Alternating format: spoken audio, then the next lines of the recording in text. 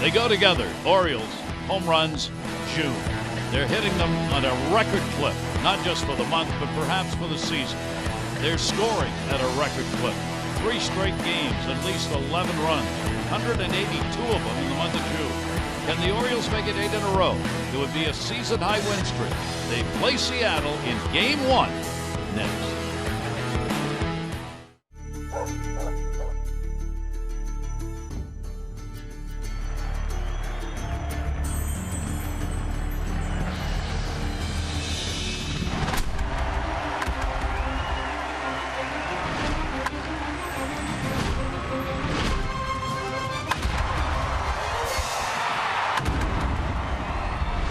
It's the Orioles on MASN, and we welcome you to Safeco Field in Seattle for the first of 4, the Orioles and the Mariners. Orioles with the big bats coming to town here in Seattle. We'll see if they can keep it going. This is going to be the 3rd time this season the Orioles have had a chance to have an 8-game win streak. They lost on the other 2 occasions. That hasn't happened very often of late. They are having one of their best Junes ever.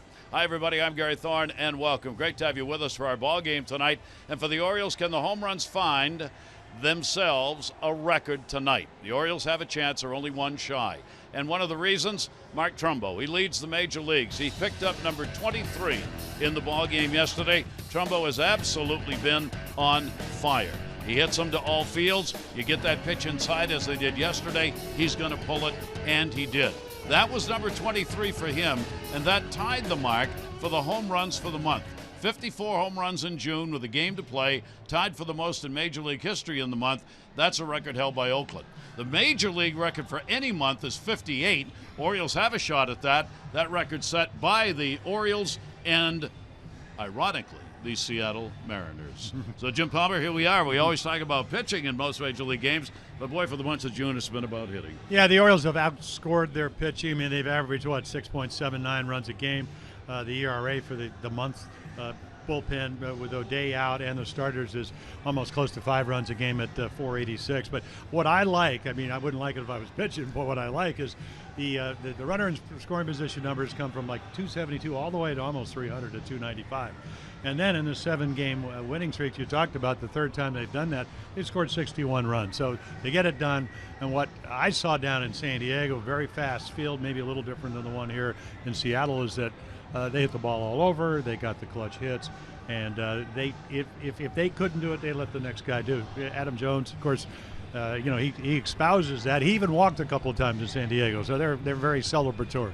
And along with the home runs, they've got a man on the mound who's winning baseball games, Chris Tillman. Yeah, I think, of course, he comes out of this organization, the big Andy MacPhail trade. When he came over with Adam Jones, you get yourself a starting pitching. Eric Bedard goes the other way, doesn't really pitch for a couple of years, so he's got 4 pitches this year. He's won 9 in a row. Now, to be honest, his last 8 starts weren't as good as his first one. Chris, Chris has that edge. He does not like to pitch poorly. Gave up 6 runs, 10 hits in his last start, the most he's given up, and he's been hurt by the home run ball. So, worked very hard. He felt great against Tampa Bay. They hit. They were hot offensively. So let's see how it turns out tonight. But this is a pretty good place to pitch. All right. We'll see what happens in the ball game as the Orioles get set to open it up when we come back with O'Day out. Michael Gibbons is one member of the bullpen who's been called on to do a little more. We'll talk with him about that in a minute.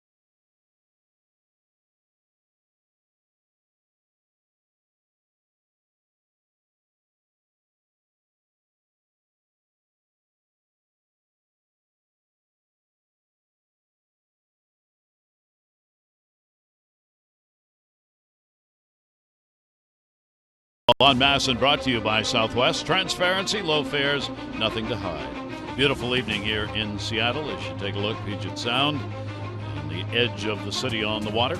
Michael Givens for the Orioles playing a big part in the bullpen. He's been asked to pick up a bigger load with Darren O'Day out there. The numbers from 15 and 16 already over the total from last year in appearances, in innings pitched. ERA up a little bit, as you might expect, because he's getting more work and he's doing it in tougher situations. How does he feel about taking on that role? We asked him. Just help from last year, being able to do it last year, and then got the confidence and having a great bullpen last year, and being around Darren O'Day as a captain and learning a lot from him and Brad and Zach himself to be able to have the accomplishment, to have the confidence to do it. It's a really tight group in that bullpen, isn't it? Yeah, we take really good pride of all our roles in our bullpen. What are you working on right now out of the pen, pitch-wise? No, it's just always having confidence, going out there and making all the pitches work. Sometimes it doesn't, but make sure be consistent with your fastball command. Happy with the bullpen role, or is it still that desire most pitchers have to be a starter? Is that gone? I never got the chance to be a starter, but last time I ever started was in high school. So being able to just do what I'm doing right now is I'm really happy with. Do you think it makes a difference? I mean, to come out of the bullpen, do you get to see guys who've gone both ways? Do you come out more ready to fire with everything you've got in rear back, whereas you might not do that as a starter? I just make an adjustment, converting as a shortstop from a shortstop to a pitcher, just getting used to being able to have the mindset as a bullpen. It took me a little bit from 2013 and making adjustments with a lot of pitching coaches and having the mindset and going out there as a bullpen guy. You can go out there and throw all your pitches and get that guy out, because sometimes you're not going to face a lot of guys 2 to 3 times like a starter. So just going out there, just going and attacking hitters and help your guy out and hand off the baton. What is the mindset that you're after? Mindset, just going and getting ahead and staying ahead. That's the first thing I think about. Staying ahead, make the hitters uncomfortable. You headed the count, and now they're on defensive mode when you want to push them back and make them uncomfortable. Do you like the fact you've been able to step up a little bit this year? I mean, unfortunately, because Darren got out of there, but you had to move up and do a little more. Yeah, it's like I said, we have a big, huge pride of what's going on, and we sad to have Darren out, but like I said, everybody else trying to pick up the role of when Darren's not there. But when he's coming back, and we'll be happy to have him back soon as possible. Right now, just going out there and do what we can do best. Now, you, unlike most of the guys in the bullpen, have had a bat in your hand a whole lot more than they have. Do you long for the time when you're in a game, in one of these interleague games, that you get to hit? When I got the hit against San Diego, it was like a adrenaline rush. I haven't seen pitching, and first thing I thought is swing. I see a pitch over the plate, I'm swinging. So be able to have an AB, and to say that I have an AB in the big leagues, it was really cool to have. So to have that AB. All right, Michael, we congratulate you on the growth this year, and have a great finish. Thank you very much.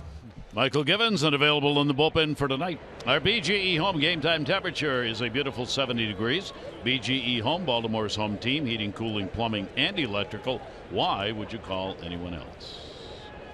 And the lineup brought to you by Southwest. It'll be Jones, Kim Machado, Davis, Trumbo, and Wieters, Scope, Alvarez, and Hardy. Adam, last 4 on fire.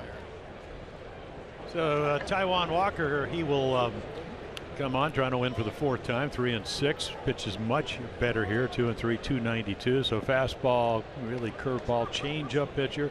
You can throw 93, 95, 96 miles per hour. How about that? Well, you know, it's funny. This will be his 2nd start. You can see righties hit him better than lefties. Gave up a home run to Trumbo and to Matt Wieters in Baltimore. Losing to Chris Tillman, who's going to be pitching. And, well, that's just in case you forget who I am. And Adam had an interesting reaction. He walked away shaking his head with the, okay. Going to be that way. Okay. That's what he did, walking out of the batter's box. He's started out with quite a night, warming up on the sidelines. About 5 minutes ago, he took a ball to the chest when he was playing catch in warm-ups, and he dropped the glove, bent over, was kneeling down. I mean, I think it knocked the breath out of him a little bit. And then he immediately goes into the batter's box and gets one heading to the kitchen. Pitch on the way. Walker's pitch will be hit the right field down the line. A short porch if you can get one over there. That won't be far enough. Only 326 down that right field line. Yeah, they moved the fences in here, right center, left center. So everybody that we've talked to, and the Mariners with 113 runs, home runs here at Safeco, they say the ball's flying here because it seems to be flying everywhere, especially when the Orioles are playing. Yeah. And a ground ball to the hole, cut off by Seager. Nice play to rob Jones of a base hit. Yeah, I think part of that is, number one, he's a pretty good defensive player. And then the other part is that you don't expect Adam to be pulling 95, 96. You kind of know what's coming. So you're taking the hole away. And he even drops it, but the ball hits sharply enough. And then the quick release. And they get a 5-3 out. Good play by Seager. This team is in trouble by their defense a bit. They're only 12th, tied for 12th in fielding percentage in the American League for the Mariners. Kim back in the lineup in the number 2 hole. Comes in with a 4-game hit streak. Young-Soo Kim batting at .339, .431 on base percentage. Seattle puts a shift on against him. Walker's pitch will be inside to him. So the book being drawn on Kim now, and we're seeing more of these shifts used by teams. Taijuan Walker 0-1 against the Orioles. The only game start he had was in Baltimore, and against the Orioles took the loss, giving up the 4 runs, 5 hits in 5 innings in that ball game. The Orioles won it by a score of 5-2.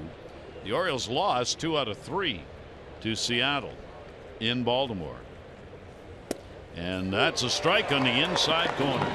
Yeah, don't let the record fool you. His last start, because he's had some arch problems on his push-off foot. Seems to me it's all right. That pitch at 95 inside corner. So his last start was 11 days ago. So he's got to be well rested. He's got a big arm. He's got a split changeup. He's got a breaking ball. The hanging hook is what Trumbo hit in Baltimore. Fastball by Wieters. But he can pitch a little bit, and then he loves pitching here. Yep.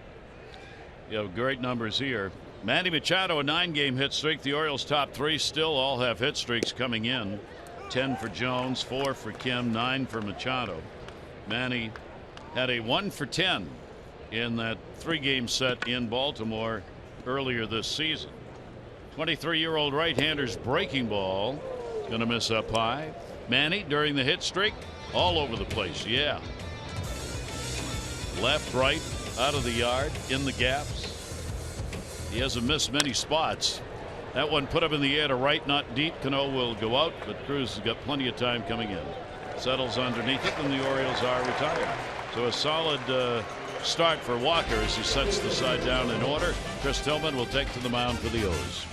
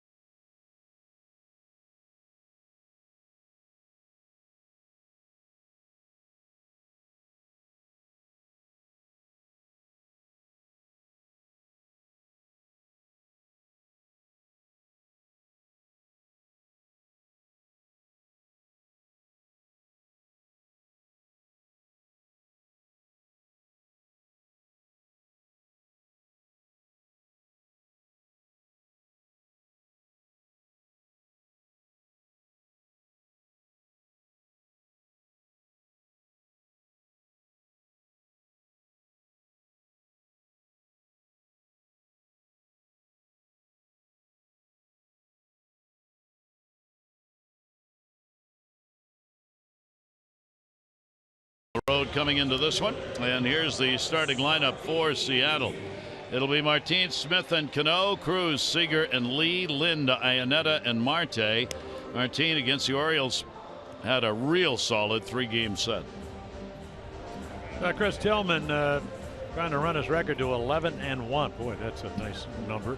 He won his last 9 decisions. So a lot of fastballs, curveball, slider. That's the breaking ball. Changeup. It's a good one. 4-seam changeup. So here are the numbers. There is the 10-1 record. Less hits the innings pitched. Strikeouts are up this year. Walks maybe up a tick over last year. Righties don't hit him very well. I'm going to get the home runs. 12 home runs in his last 8 starts, 1 in the first 8. So the home run ball has maybe bothered him a little bit. Yeah, Martin will lead it off and will take the pitch. 90-mile-an-hour delivery for a ball. He had a 3 for 11 against the Orioles in that opening series. Yanis Martin's got good speed. So Machado is in about 2 steps on the grass at third base, and he will foul that one back. Yeah, Gary's a good fastball hitter, and he did hit the home run against Chris Tillman in Baltimore. Just hit fastball. Hitters count, 2-1 count, and hit it over the right center field fence. He is 3-9-1 against Tillman with that home run. Tilley's delivery to him will be taken away in the off-speed pitch. Chris trying to keep that win streak going. He's riding a career high 9-game winning streak. He's gone 9-0 over his last 12 outings with a 3.3 earned run average. Machado still in. 2-1 delivery on the way and a ground ball to first. Davis on the backhand bobbles, but gets to the bag in time on the foot race. And Martin is retired. Chris showing some speed over there at first base. Well, there you go. This is what we were talking about. So it's not that he's pitched poorly, just hasn't pitched as well. So run support good throughout. ERA has been up a little bit. Again, got to factor in that 6 runs in his last start. An aberrational game for him. And then had a couple of games once again. One against Cleveland in Cleveland, then Camden Yards against the Yankees, where he threw 3 home runs in both of those games. Has not lost a ball game since April 14. That was against Texas. Here is Smith. Seth Smith's getting the start in left field. He's 3 for 10. Lifetime off Tillman. This lineup is loaded with left-handers. Left-handers are hitting 30 points higher than righties. So Scott Service has got 6 left-handers with a switch hitter Marte batting in the number 9 spot going against Tillman tonight. Yeah, the Mariners have never beat Chris Tillman ever. 7-0 ERA under a little bit under 3. But this is a totally different lineup than he has faced. Pitch on the way, and that one will miss. In those 7 wins, 2.03 ERA lifetime for Tillman against Seattle. You talk about rubbing the salt in the wound. Every time his name is mentioned around baseball fans in Seattle, because this is where he came from. It was the deal not to be forgotten. Every time the Orioles show up, that one deep, high in the air to center. And at the wall, Adam Jones makes the catch. He had a lot of time to get back there. That ball was about as high as the roof that's open here tonight, and Smith is retired. Yeah, maybe if Seth Smith hits it a little bit to the left, it would have been the farthest part, but this is a long way out there. Boy, you think maybe off the bat. They're talking about how the ball is carrying, and Adam Jones takes one look, sees where the wall is, tracks it all the way into the glove. Oh yeah, Adam Jones, he was involved in that deal. Well, how about that trade? You know, they also get Cam Michelio, but they got George Sherrill, who went to the All-Star game his first year with the Orioles. Pitch on the way, and the other way, Eric Bedard. And of course, Bedard was kind of a very good left-handed pitcher, coming off his best year, and he would never pitch as well. You can stop right there. But no, he just would never pitch as well as he did when he pitched with the Orioles. Robinson Cano having another great season, arguably as good as he's ever had. Here's the deal we were talking about. We love to rub this in to all the fans who join us in the booth here working with us. These are the acquisitions by the Orioles. Tillman, Jones, Sherrill, Kim Michelado, and Tony Butler, and then Eric Bedard went the other way to the Mariners. Yeah, I forgot about Tony Butler. That makes it even worse. Yeah. And Seattle's never forgotten it, and we don't let them. No. We do not let them forget that deal. 1 ball, 1 strike count on Cano. Cano has stung Tillman hard over the years with the Yankees and Seattle. A .412 batting average against Chris Tillman with 2 home runs against him. Yeah, so what you try to do, obviously, is that, and he's been able to do that, you get the guys out in front of him, and then you hope that if he does get a hit, it'll be a hit to the opposite field, keep him in the ballpark, even though Cruz is on deck. Pitch will be taken down low. He has, of course, played a lot of games against the Orioles. Robinson Cano, this is his 171st ball game against the Orioles, more than any other Seattle Mariner. So he's up there among the leaders in a number of offensive categories against the Orioles, and had a good start in the 3-game set in Baltimore, where he went 5 for 12 and had 2 RBIs. Tillman's delivery to him, and a little off-speed stuff fouled off. Yeah, a little change up in a fastball count. Let's take a look at the defense. Kim Jones and Trumbo. Mark had a chance with the DH play right field a couple of games in San Diego. Machado, Hardy, Scope, Davis, and Wieters. Tremendous infield defense. Cano with a 3-ball 2-strike count, trying to keep him off. Jim said with Cruz waiting in the on-deck circle. Shift on against him. And Cano will take it, and he's on. So Robinson Cano will draw the walk with 2 down, and that will keep the inning alive for Nelson Cruz.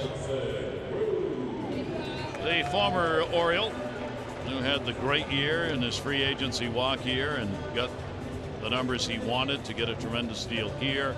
That's paid off for Seattle. He is 5 for 10 with a home run and 6 RBIs against the Orioles this season. Yikes. Yeah. Well, he can hit. He's got 10. You know, we got guys that, Adam Jones with 11 home runs. He's got 10 home runs in the month of June. Ellio's delivery to him is going to be there for a strike. But that's what he does. He will turn 36 tomorrow, as a matter of fact. Birthday at hand. He would like to celebrate the night before. Already up 50 RBIs before the All-Star break again, which he's done regularly. And the pitch will be away. The Orioles made a lot of changes, some of them coming literally as the first pitch was thrown. So today the Orioles have reinstated Vance Worley, the right-hander. Caleb Joseph, backup catcher's back, and Chaz Rowe's contract has been picked up from AAA, the right-hander.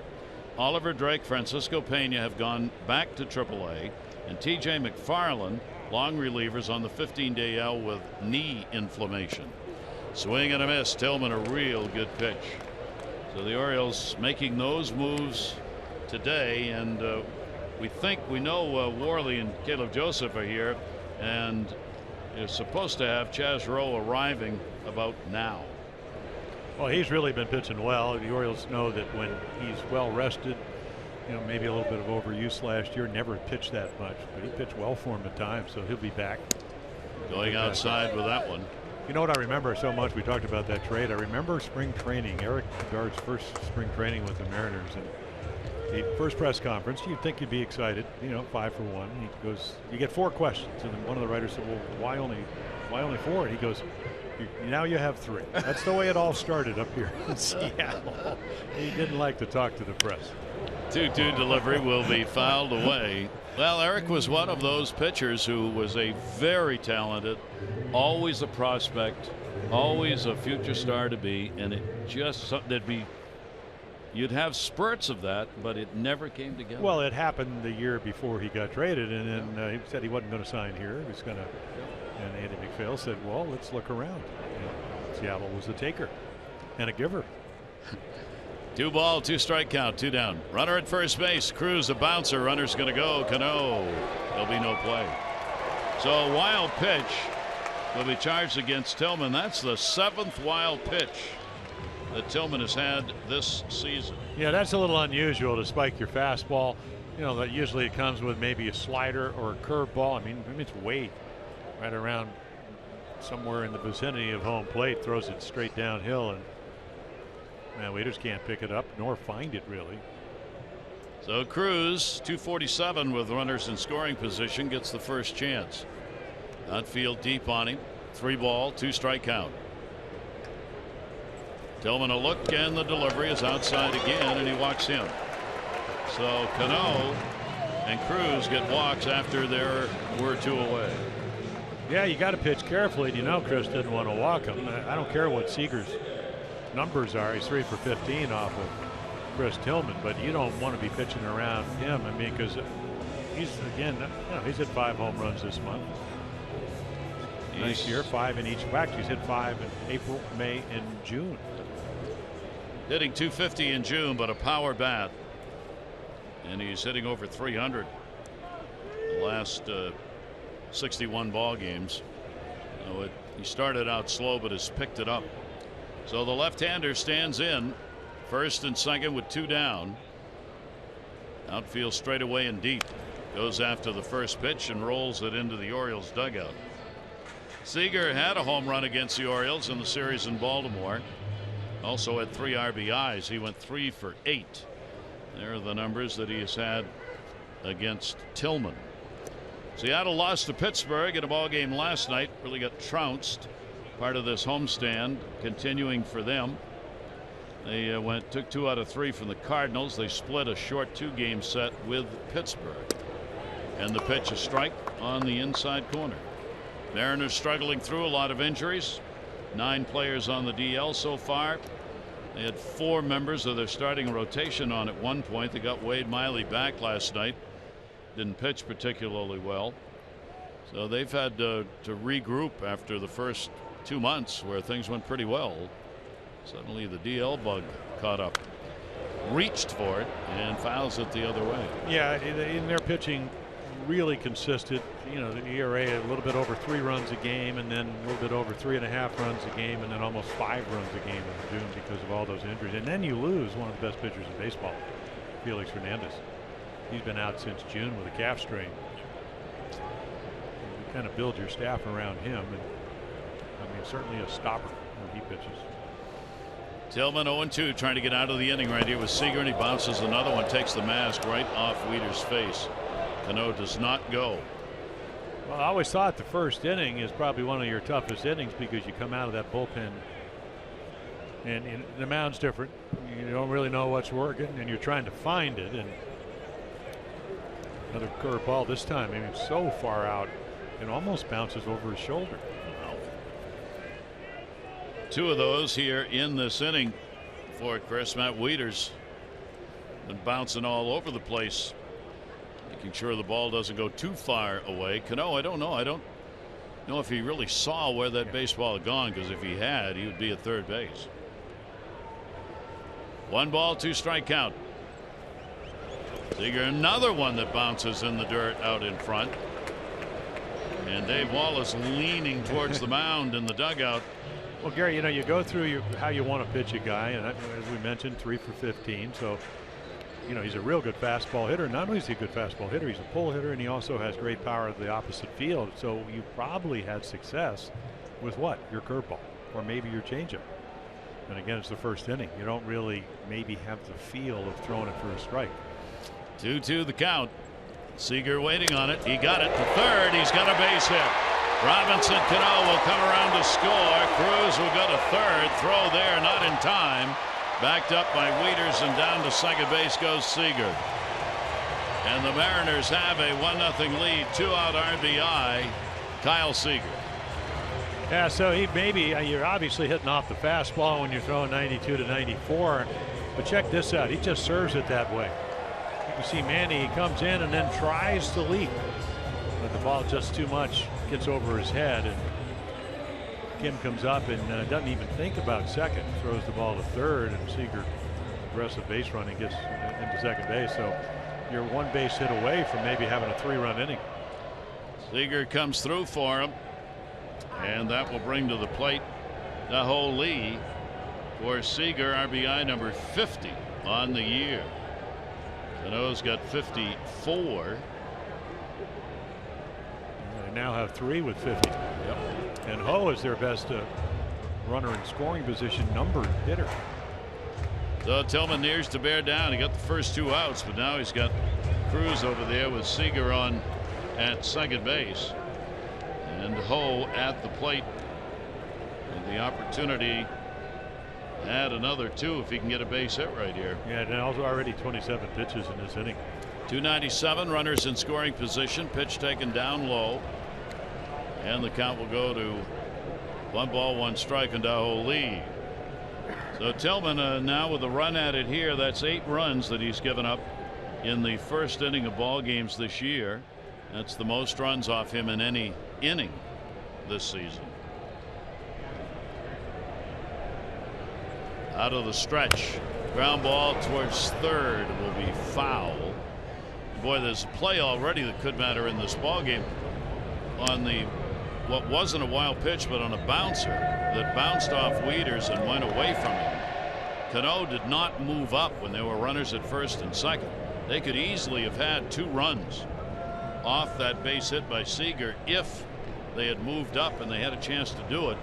But Cano, the lead runner at second, didn't go. Apparently not quite sure of where the ball was, and the Orioles got a break on that.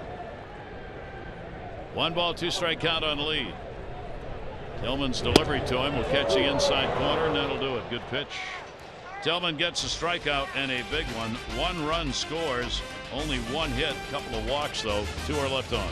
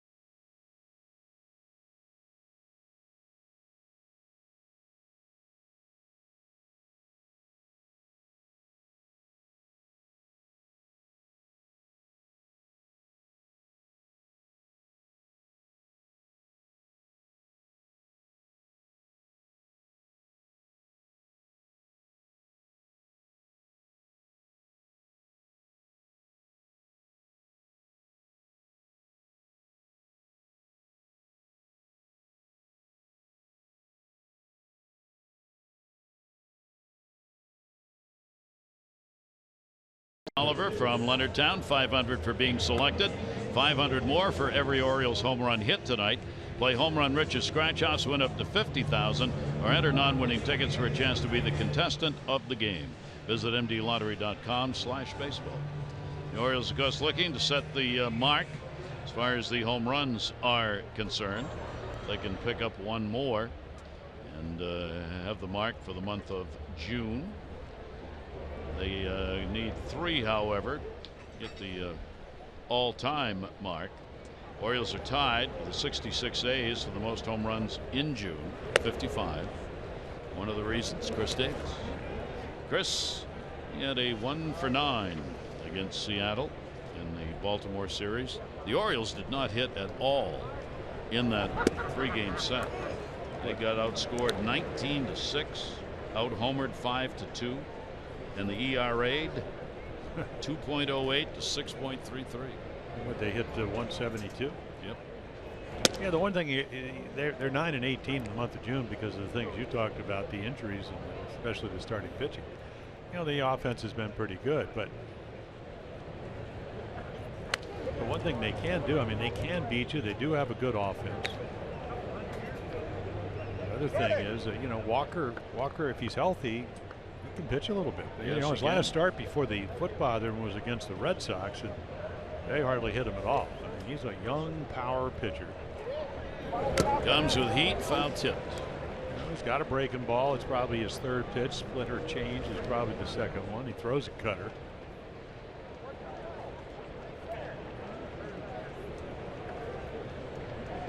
Davis with a 2 ball, 2 strike count. Chris 1 for 4 off Walker. And he's gone. Another good located, well located pitch. 2 strikeouts. And the other thing, I mean, he's 3-6 coming in. His ERA for the season, and nicely framed by Chris Netta, brings it over in the strike zone. It's lower than Chris Tillman's, but the run support about 1.5 lower. Here at home, we talked about his good numbers. 2.92 ERA at home. That's the 4th lowest ERA in a home ballpark for any pitcher in the league. Yeah, he gets the 5th lowest runs.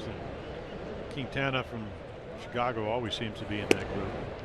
Shoemaker, who pitched great against the Orioles when they were in Anaheim, he's getting 3.09, and then Kevin Gausman. He's only getting a little bit over 3 runs a game. Mike Trumbo, league and major league leader in home runs with 23. And he had one off Walker, going 2 for 3 against him. One down here in the 2nd inning. Trumbo's adding to this month of June that the Orioles will hate to see go based on how productive they have been in it. Walker going for the outside corner does not get it. 282, 8 home runs for Mark Trumbo during this month of June. Outfield deep. Well, he played here last year for a while. Center field going back at the warning track. Martin up, and he made the catch. One step away from the wall. Martin hauls it in. That's 400 feet away. Well, one thing Jerry Dipoto did when he came over as a GM is he got some athletes. And, you know, we saw Martin play in Texas. Walker going, yep. Just another long fly ball. Similar to the one that they hit in the inning that Adam Jones ran down. Smith hitting the ball that, boy, you hit that ball pretty good. This park, and it does seem like it's getting a little cooler, Gary. So maybe the ball won't travel as well as they say it is. Pitch will be taken by Matt Wieters. Matt's 3 for 4 with a home run off Walker. They put the infield shift on, and he hits into it. Robinson Cano up, makes the play, and the Orioles are retired again in order. 6 in a row set down by Walker. Lead for the moment to the ends.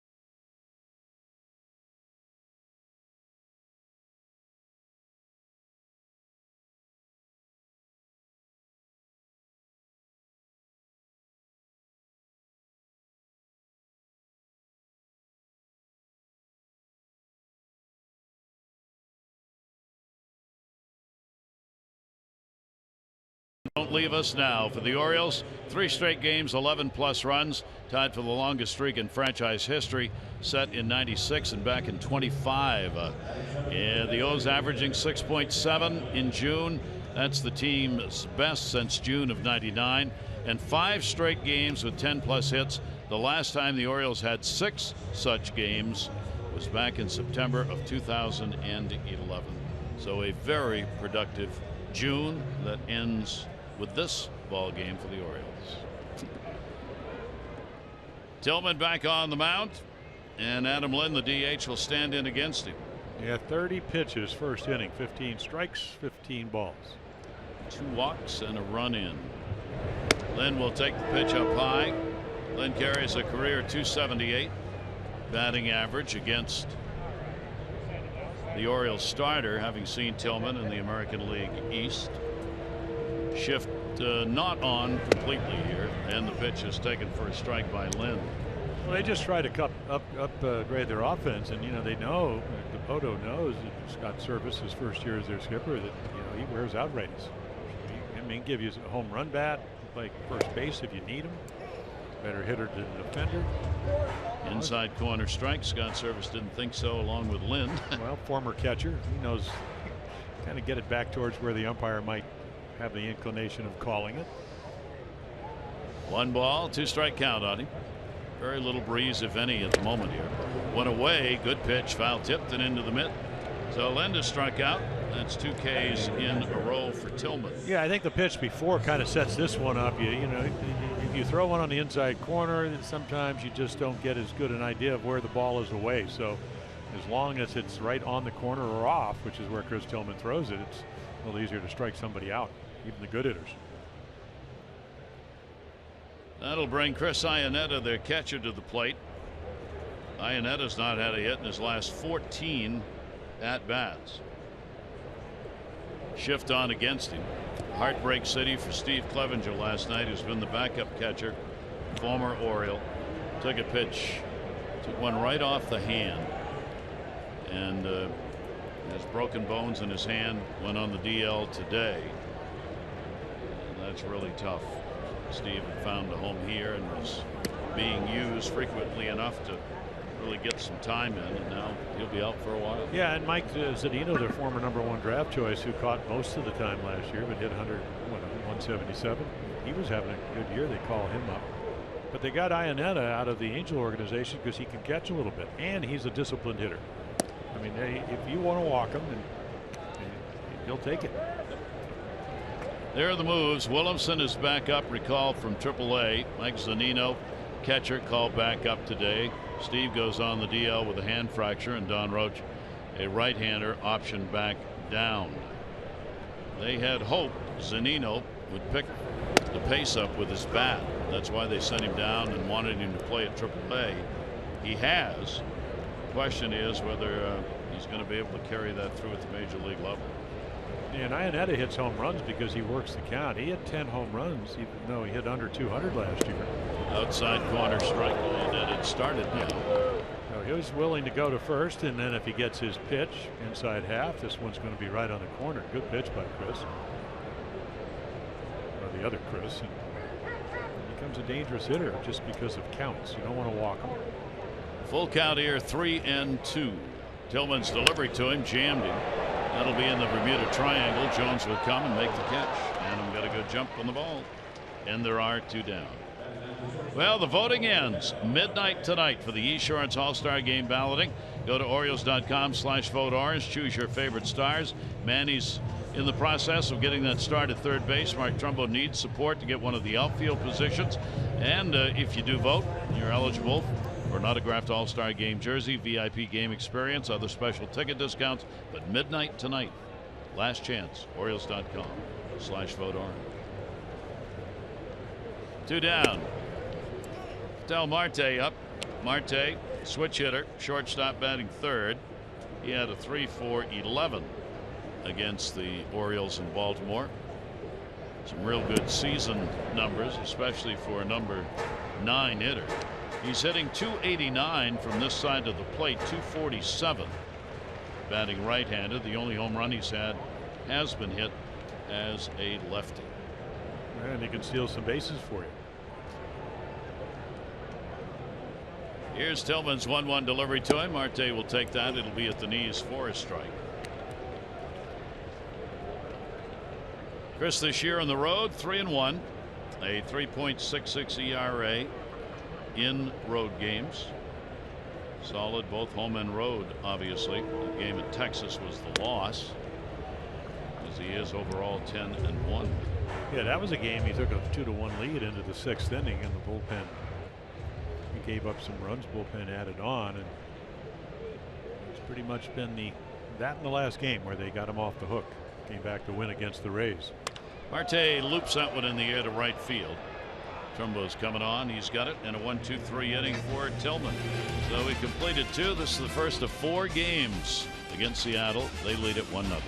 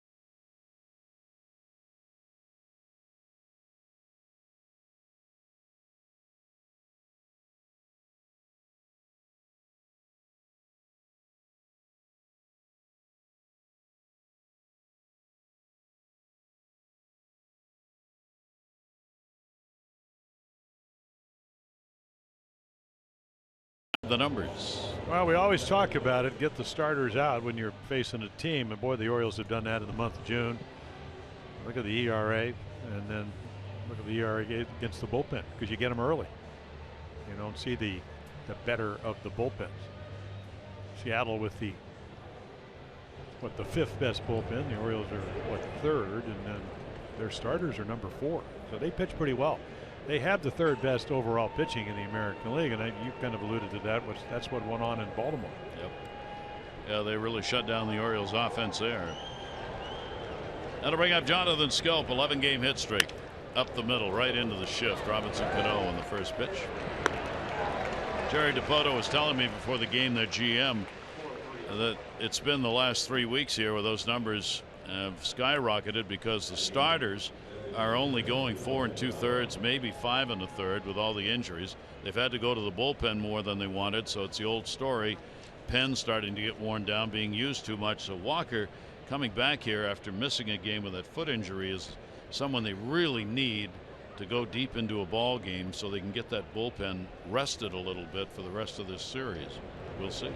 And he's only 23, but he's certainly capable in his 2nd full year as a starter to do that. I mean, he won 11 games last year.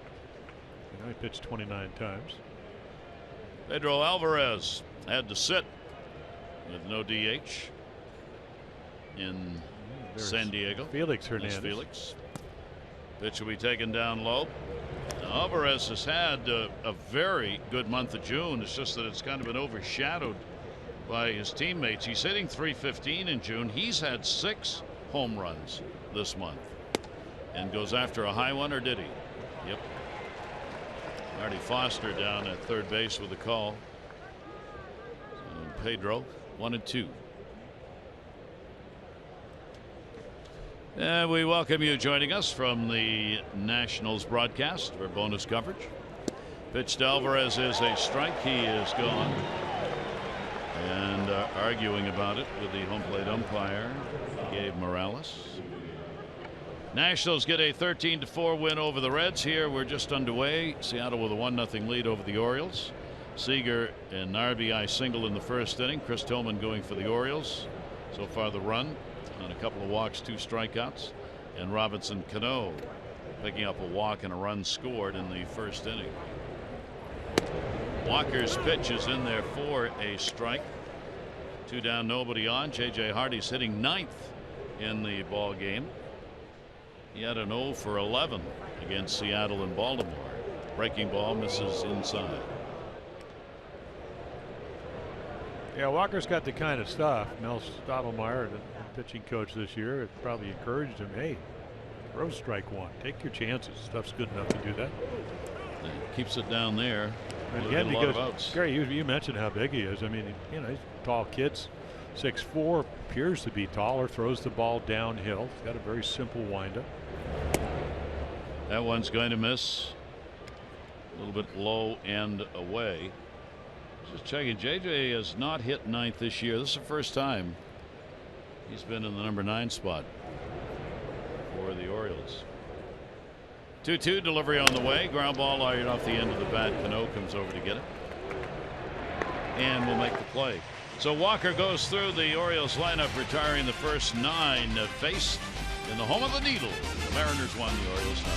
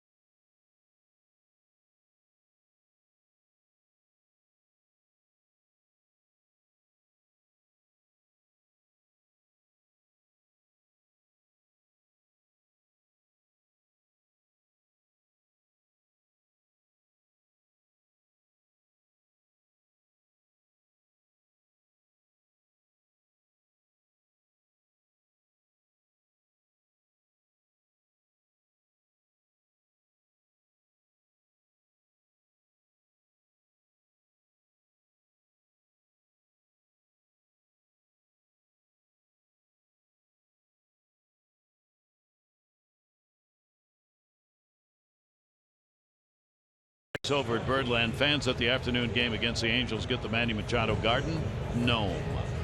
Unique giveaway. Note the start time of the game, 4:05. Get your tickets, Orioles.com, 888-848-BIRD, and you can use hashtag MannyMagic on social media to join in the conversation. There's been a lot of magic with the glove and the bat for probably the starting third baseman at the All-Star game for the American League. You want to win. Of course, he has to get the votes. Yes, which he's had all along, yeah. But the final tabulations not out. Leonis Martin will foul that one back. Matt Wieters had no idea where it went, wouldn't have had a play on it anyway. Martin comes into the season with a .255 major league average, and he's almost right exactly there right now. He's hitting a .257 from Cuba. Came with the Texas Rangers and then acquired in a deal. Breaking ball, that one locked him up. Could not get the bat to move, and Tillman a good one, 0-2. I think over the course of the year, because nobody really runs on Chris Tillman, the Mariners like him because he can hit some home runs, already has a career high, but he can also steal bases. We saw what he can do with a glove. Martin goes after that one. He's had the best numbers as a leadoff batter in the majors, hitting .370 in the leadoff spot. Martin with the outfield moved in a couple of steps. Jones in center. Kim Trumbo back normal. You foul that one down the line. Kim's going to make a long run over and right into the first row. No chance.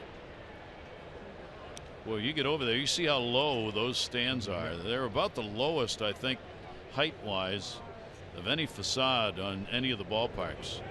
You get over there, you got to be really careful because it's below the waist knee level, and you come running after a ball over there, you can end up bending those knees going in to try and make a catch. Martin takes a breaking ball, stepped out on it. Yeah, Chris still trying to throw one of those curveballs for a strike, and I always felt just had a similar curveball. It is a feel and touch. You know, you struggle, you use your other pitches, and then maybe it'll come, maybe it won't. 1-2 delivery on the way, and that one popped up. That's going to come back towards the seats. Yeah, the home run he hit off Chris Tillman in Baltimore was just his thigh high. It was thigh inside half. He just kind of dropped his bat on it, hit it into the flag court.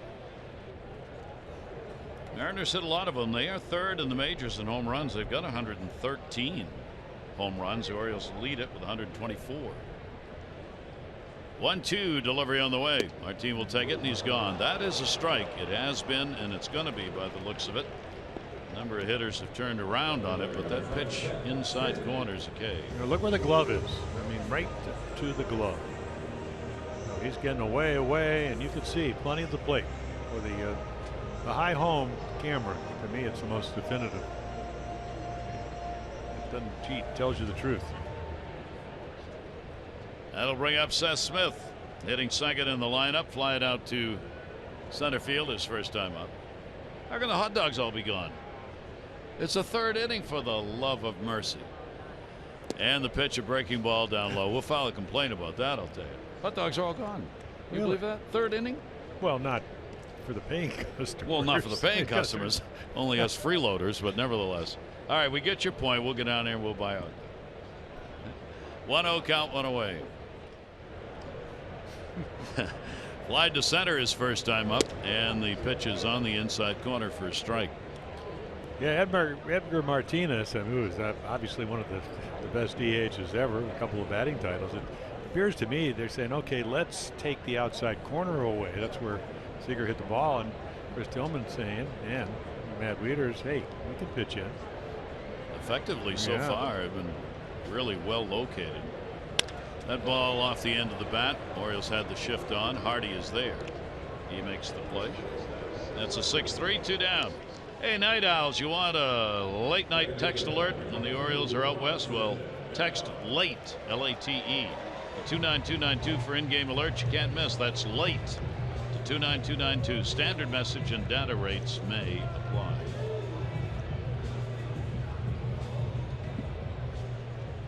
Here's Cano. Drew a walk, scored in the first inning. One of two walks in the inning. Robinson, the one who was able to cross the plate.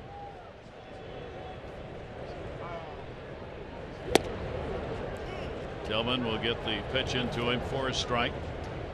Started the day tied for 10th in the majors in RBIs, 54. 8th in the majors in home runs with 19.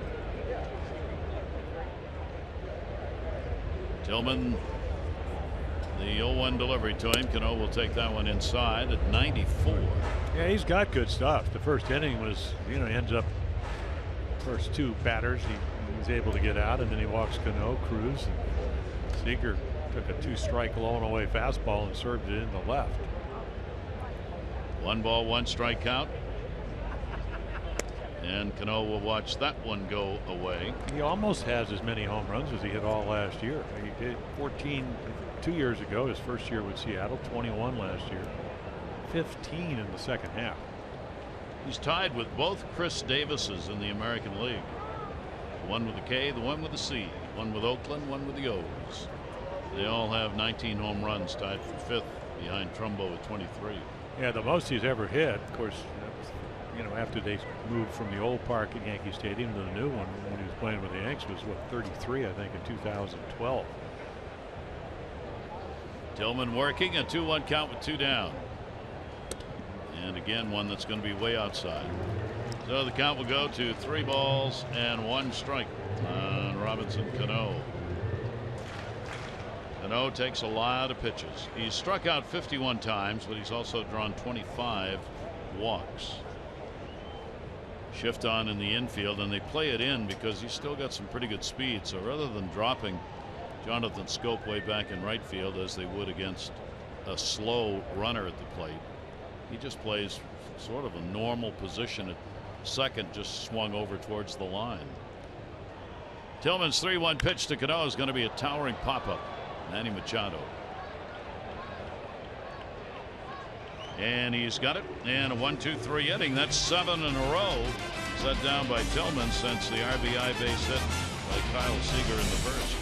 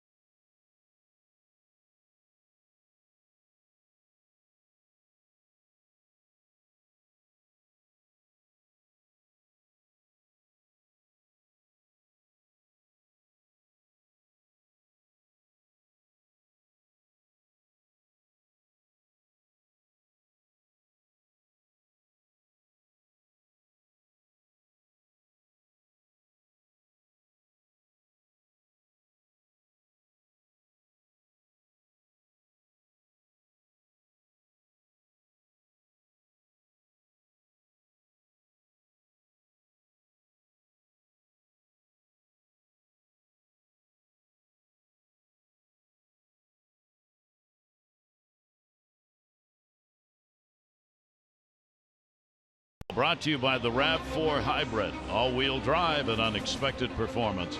Visit buyatoyota.com. Sunset time here in Seattle. It will cool down a bit tonight and be in the lower 60s probably around the town. A lot of Oriole fans on the trip. Orioles West Coast trip, 4 here, and then back down to California, take on the Dodgers. There have been some unbelievable comebacks in baseball recently. The Yankees won again today on a pass ball, for the love of might, after they came back and what, 4 runs, 6 runs in the ninth inning yesterday. The Tigers beat the Rays tonight with 8 runs in the 9th inning to get the victory over Tampa Bay. A lot of late game scoring changes. Yeah, you know, the baseball pundit, to Saber Matrician, said anybody can close. I mean, 90% of games can be closed, so why do you need to spend a lot of money for closers? It's just what's the score going to be when it's over. Yeah, they close it for the other team. I mean, right down here on this field, when Lou Piniella managed the Mariners, he goes, Jimmy, come on, man, you got to win the games you're supposed to win. How do you do that? With a closer. With a closer. Look at all the years Atlanta. I mean, Bobby Cox, Hall of Fame manager. They had a closer. With a great staff. Yes, they would have won. I mean, the World Series they won once in '95. Adam Jones. He grounded out his first time up, and he will pop out to Robinson Cano here. 1 away in the 4th inning. Next Friday, July 8th, the Orioles return home to celebrate the 50th anniversary of the first World Series championship. The O's will have members of that 66 team back, including Jim, Brooks Robinson, Boog Powell. There'll be special pregame ceremonies, and all fans are going to get the 66 World Champions t-shirt. After the game, there will be fireworks presented by Mid-State Community Bank. That's July 8th. Here is Kim. Orioles still looking to erase the zeros on the board. A run on 1 hit for Seattle. Kim, a strikeout victim his first time up, and he will take that one. And the count goes to 1-1. Yeah, Christian Friedrich of the Padres, we know hit him, but then it all fell apart in the 4th, where he gave up 4 runs, including the home run to Trumbo, a couple of doubles. We did not see Fernando Rodney in the 2-game set in San Diego, and we won't see him there probably ever again, as the Marlins made a deal to get Rodney. Marlins have decided they're for real. Kim swings through that one, and he is retired. So there are 2 down, 4 Ks. Well, let's see if you can hit the fastball. 95, middle of the plate, trying to reach it. He's usually able to make contact, maybe not square it up, foul it off, and he's going, was it a strike? Yes, it was. Pretty much down the middle.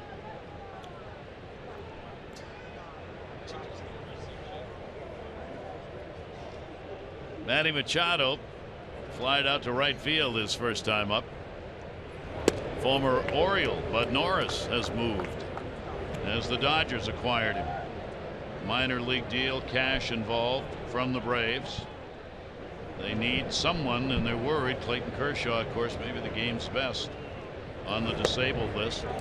And via the timing, Norris could pitch for them in Kershaw's spot tomorrow. Yeah, he actually was pitching pretty well. Not a great record, because Atlanta doesn't have a great record. And we all know Bud. One great year for the Orioles. Actually, a year and a half where he pitched well, and then free agent year. Just didn't seem like he was comfortable. Manny Machado, a big rip on a pitch that was up. That had to look like a balloon to him. Yeah, well, Taijuan Walker he's a stuff guy. So, you know, again, we showed you a number, all the home runs they hit, what, 33 of them, 34 of them were on, of the 55 were on fastballs. Down the line and just foul. But again, if you're going to chase out of the zone at 95, boy, it's hard to get on top of that pitch. Saw a note today, we'll talk about it as we go along, but there are a lot of players who've got a chance to hit the 40 home run mark this year, and a lot of them happen to be third basemen, and he's one of them. Donaldson, Seager, who's playing third here, Todd Frazier, Evan Longoria, all have the chance. Arenado. Yeah. Yeah, definitely. popped up and back. They've got a shot to hit home runs, and for third baseman, that's a lot. 2 years ago, there were 4 third basemen who hit 20 home runs for the entire season. This year, they've already got a half dozen on the board, on pace to center, way back, the record, and off the wall. He's going to go for 2, and he's only going to get 1. The throw, oh mercy, he's out. He thought it was going to be a home run too, and he's not going to watch the replay. Manny Machado gets thrown out. Yeah, he does stumble. Again, I think he thought that he might get out of here, but he comes around first, and boy, the stumble, and then right play in front of him. And then they executed well. This is what good defensive teams can do. Pretty bang bang going back, but certainly close enough. And no challenge is going to be made on that, so that is going to end it. Only 3 batters faced. That is a hit. The Orioles get their first hit, but an 8-6-3 to end the inning.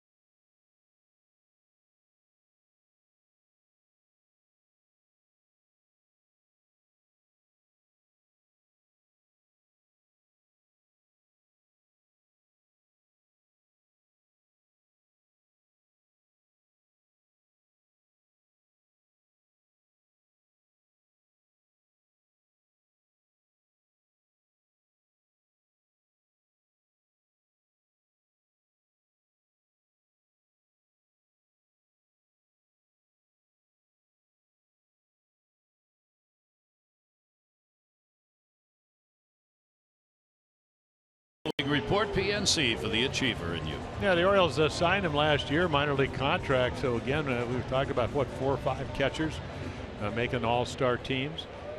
Again, Matson having a nice season.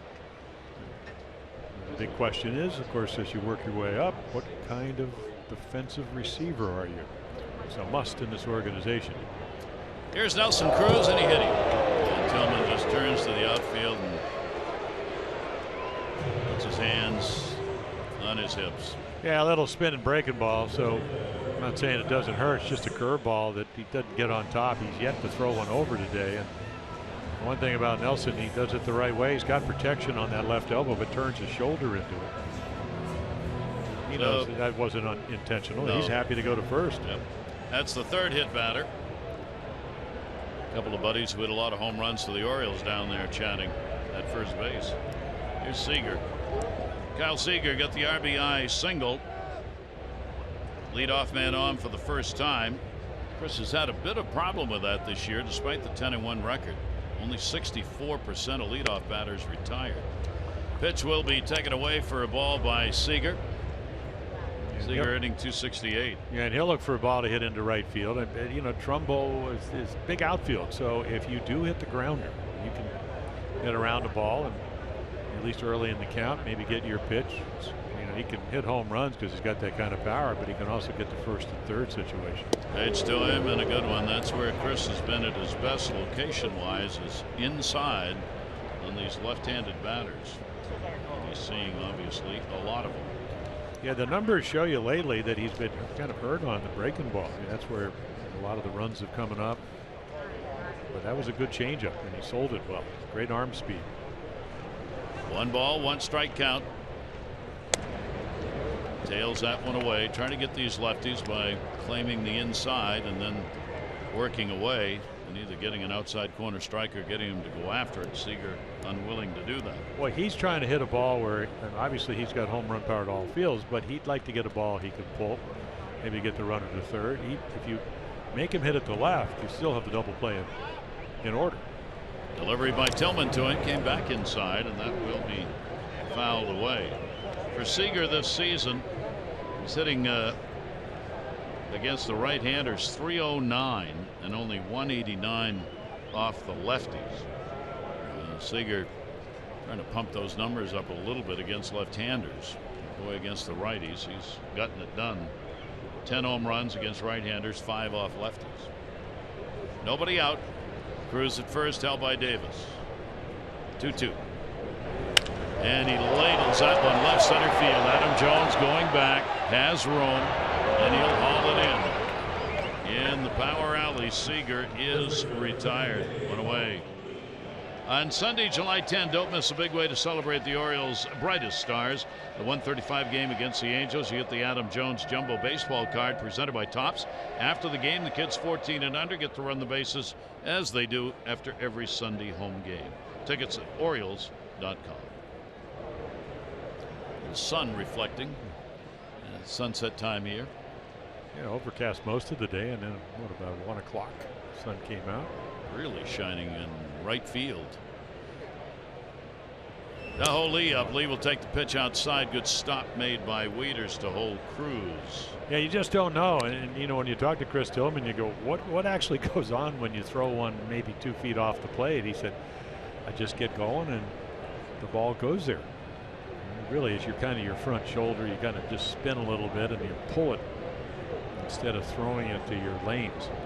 But he did make a great pitch to get Lee out in the first to get out of harm's way. Cruz off first base. Lee fouls that one, almost turned it right straight back. So a 1-ball, 1-strike count on Lee. A lot of time played overseas, both in Japan and in South Korea. Gold Glove winner, first baseman. He's played first DH this season with Seattle. Made his debut against Texas beginning of the year. 1-ball, 1-strike delivery on the way, and that'll be outside. Last 3 seasons were spent in Japan, where he hit a combined .293. He had 98 home runs in those 3 seasons, 348 RBIs. He's a veteran player. Seattle adding some more power to their lineup. 2-ball, 1-strike count. Lee on the off-speed delivery had a fastball swing. Yep, on a changeup, and it wasn't located, but the arm speed. You know, the changeup, you figure out a way. How do I throw it? It was almost like he telegraphed it, but he didn't see it, and it stays up, but he swings right through it. I'm not sure you want to throw that pitch at belt high in the middle of the plate very often, but he gets away with it. 2-2. Runner at first base, pitch on the way, and that'll be a breaking ball that's going to miss outside. There's the better changeup, but he just pulls it off the plate. It looks like Chris, even though he's not pitching poorly, I mean, only 1 run, and that was in the first and 4 innings, just a little bit out of rhythm. So the pitch count already 71. This is very much like his last start. But he lasted 5 innings, 6 runs, 10 hits against Tampa Bay. 3-2 count. 1 down. Cruz at first, not running. Lee again way out in front of the off-speed pitch, fouls it off. Yeah, I think if Scott Service thought he really had speed with Nelson Cruz, and of course, you know, Nelly Cruz, the problem he had when he was with Texas with the quads. So they didn't even start him. Thought they might do that. Maybe Service thinking, hey, I'm not going to get a strike him out, throw him out situation. Or another injury. Yeah. 3-ball, 2-strike count. Pitch on the way to him, and that's going to be lofted in the air down the opposite line. So he's making Tillman work here. Just celebrated his 34th birthday. Da-Ho Lee. 309 average, playing in the South Korean League. .293 average in the 3 years in Japan. Leader in RBIs in the Japanese league in those 3 seasons. 3-2 delivery to him and a grounded towards the middle. Has it got enough legs? It does. Base hit. Jones in. Cruz will stop. Lee is on first and second with 1 out. Yeah, top spins it into center field. Wimbledon going on, and ball doesn't speed up, but it doesn't slow down when you can kind of top spin it. You can see they're kind of playing straight and away and just finds a hole. So Seattle with the lead, a chance to add to it with runners on at first and second base. Early on, 1 for 2 with runners in scoring position. As a team, they are 9th in the American League, hitting .255. Strikeout victim Adam Lynn will stand in. Only 1 away, and Lynn will foul that one back. Another big rip. .278 lifetime hitter off Tillman. Well, Chris has a good fastball. I mean, the command a little bit iffy, but we've seen 93, 94. It's just hard for him to sequence all of his pitches. And again, it's so far. The pitch count now at 75. Delivery by Tillman to him. Lynn will put that one up in the air. Kim. It's underneath it, puts it away, and there's a big out. Lynn is retired. Well, we've talked a bit about Safeco Field. This ballpark rankings right now, 2nd most in home runs in the American League. Batting average is 3rd lowest. 5th lowest in runs per game. That has something to do with the pitching of this home team. Slugging percentage 9th highest, and the ERA the 5th lowest. See, in 15, 2.22 home runs per game. That was 5th in the American League. So it's a yard that surrendered the long ball, but not a lot of average. Chris Iannetta flied out to center first time up.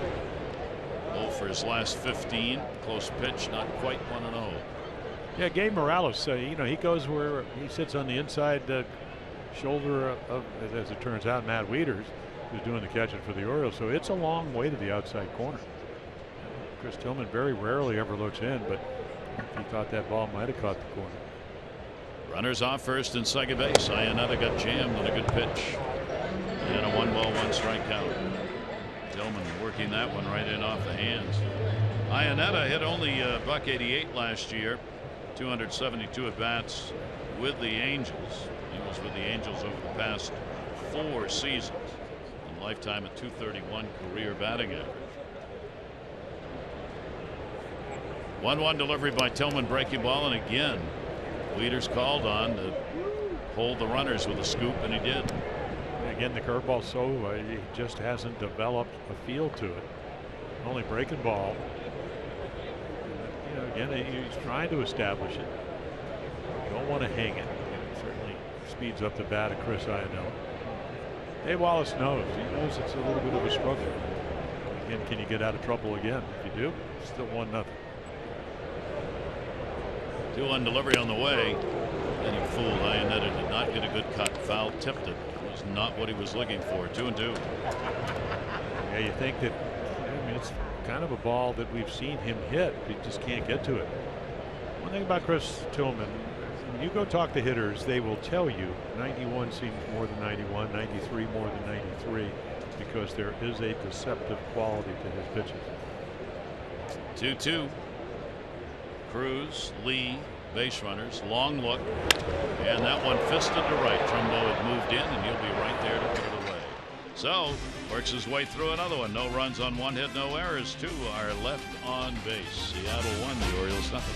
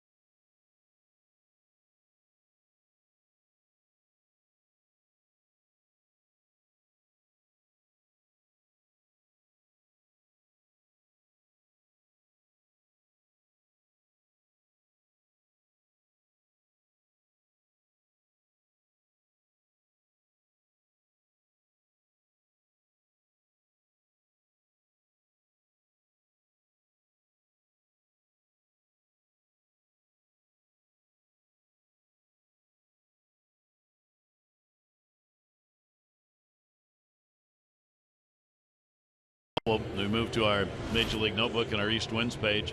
Now the Yankees, the walk-off over the Rangers, 2-1. Headley scored on a pass ball. De Gregorius hitting the long ball again. Blue Jays allowed 10 hits, 4-1 loss to the Indians. Now the Cleveland Indians are the first American League team with a 13-game win streak since the A's did it in 2002. How about that? And the Rays have squandered a 5-run lead. They lost to the Tigers. 8 runs in the top of the ninth, losing 10-7. The Rays have now lost 13 out of 15, and that one will break your heart. The Orioles have won 7 in a row. Here's Chris Davis, and he'll take the pitch up high. Chris, a strikeout victim his first time up. Looking to reach that 20 home run mark. And the pitch foul tipped, and a strike just nicked the bat into the glove. No argument by Chris.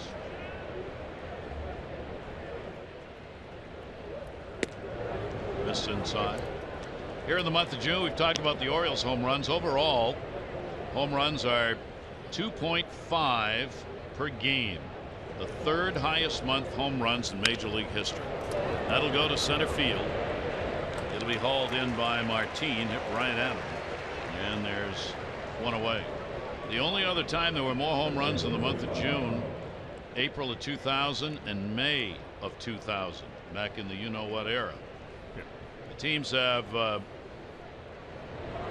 averaged home runs at a record rate for the year as well. If they keep this pace up on the year, which is 1.15 per game, it'll be the 2nd highest total ever to 2000. So we talk about the Orioles hitting home runs. They of course are adding to those figures, but there are a lot of other ball clubs who are also adding to the totals in the majors. Well, which goes to my point I made it down in San Diego. It just seems like the ball is going farther. So either that, a lot of people say, well, when Ortiz is what, 40, what's he on? Well, okay, maybe the ball is more lively. So maybe it's not about anything other than that. Yep. So test it. That one is foul back. Trumbo knows all about that. He got robbed and had a chance for an extra base hit. Martin made a great catch in center.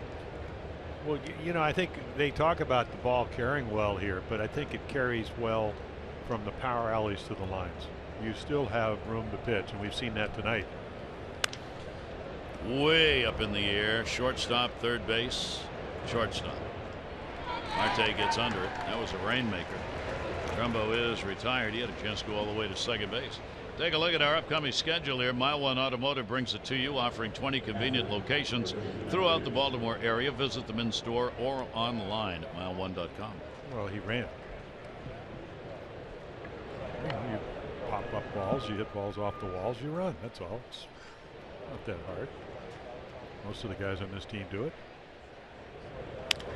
Into the shift, and that's a base hit. So Matt Wieters gets the Orioles' 2nd hit. The first one Jim refers to was Manny Machado in the 4th inning, where he thought it was going to be a home run, or it looked like he did, and he didn't run, and he went around second, and the next thing he knew, he was out trying to get back to first. Diving for it, can't get it. Wieters on. Yeah, well, you're hoping that you're going to center some balls off Walker because he's pitched very well. He's pitched up in the zone, really, occasional change up, but it's pretty much been about, hey, I'm a fastball pitcher. I do have other pitches. Can you hit it? So far they haven't. And that can change any moment because the score is only 1-0. That's why, excuse me, Gary, but that's why it's so important in a 1-0 game. If when Manny hits the ball off the wall, you really got to come out of the box. Any game, right? Yeah, I mean, exactly. You make it a habit. Yeah. 1-0 delivery on the way, and that one's going to miss inside. Jonathan with the 11-game hit streak. Well, all kinds of hits, you name it. I mean, look at those numbers. 10 extra base hits. He hit the first night in San Diego, doubled over the first base bag. He'll foul that one off. So 7 doubles, 3 home runs, 9 RBIs, all coming during the streak. His longest streak in his career is 12. That was back in September of last year. two pretty good months right there. Yes. Close to 400, close to 300 back-to-back months. 2-1 delivery on the way. Down the line and right, headed to the seats in foul territory. Yeah, I think that we all know Manny Machado is a terrific breaking ball hitter. I mean, it's got to be the good breaking ball to get him out, but I think Jonathan has done a great job of laying it off early so he gets more pitches to hit, and then being able to hit it. If you do not throw a quality breaking ball, he's usually going to hit it hard somewhere. Jonathan tied for third right now in the longest active hit streak. Right now, Nolan Ariendo coming into the day, and Corey Seager with the Dodgers had hit in 12 consecutive. Prince Fielder, Brian Dozier, Jason Kipnis, Jose Altuve, and Jonathan all have 11-game hit streaks. Adam Jones right behind him with 10. 3-2 pitch on the way. Runner goes, swing and a miss. So Walker comes in with something other than the fastball and gets the strikeout. No runs, 1 hit, no errors, and 1 left on.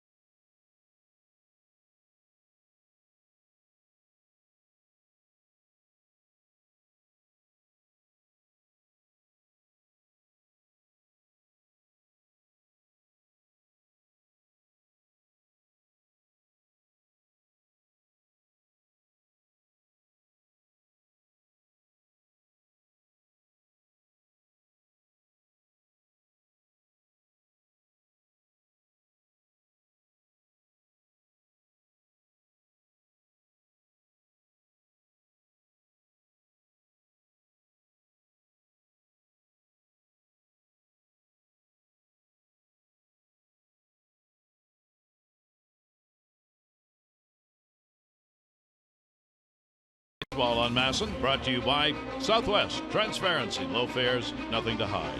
And by Navy Federal, proudly serving the armed forces and their families for over 80 years, federally insured by NCUA. Beautiful sunset here in Seattle. Chris Tillman has walked 2 and struck out 3, given up 1 run on 2 hits. Walker has no walks, 5 strikeouts. He has given up no run on 2 hits. And it will be Marte, number 9 in the order. Flied out to right field his first time up. These two teams split the 6 games last year. And Seattle taking 2 out of 3 in Baltimore. The only times they've played this year. Yeah, the Orioles have lost. I didn't realize this. 4 out of the last 5 to the Hams when you go back into last season. Machado on the grass at third base. Pitch taken up high. Tillman with a 1-ball, 1-strike count. Defensive alignment as the lights start to take effect here. Marte waiting on it, goes up, way up, and angry at himself for doing so. Yeah, with twilight, I really think it favors the pitcher, and this changeup is just way out of the zone, and he chases it. And again, here in the Northwest, I mean, it's going to be almost the 5th, 6th inning before the lights do take effect. 1-2 delivery on the way. He just loops it to third, right into the glove of Manny Machado. Didn't have to move very far. And there's 1 away. A Birdland fan favorite returns to the ballpark. First 20,000 fans, 21 and over, Friday, July 2-2. Against the Indians, are going to get the Orioles floppy hat, presented by Miller Lite. So add to your collection. Get your tickets at Orioles.com or 888-848-BIRD. Floppy hat night, July 22. It's one of the historical floppy hats right there in Seattle. That's right. Never leave home without one. No. Nowadays, it is impossible to travel if you do not have the floppy hat and the Hawaiian shirt. Both are required around the world. 1-0 count. Leonis Martin has struck out, grounded out. Martin will take the pitch up high again. 2-0.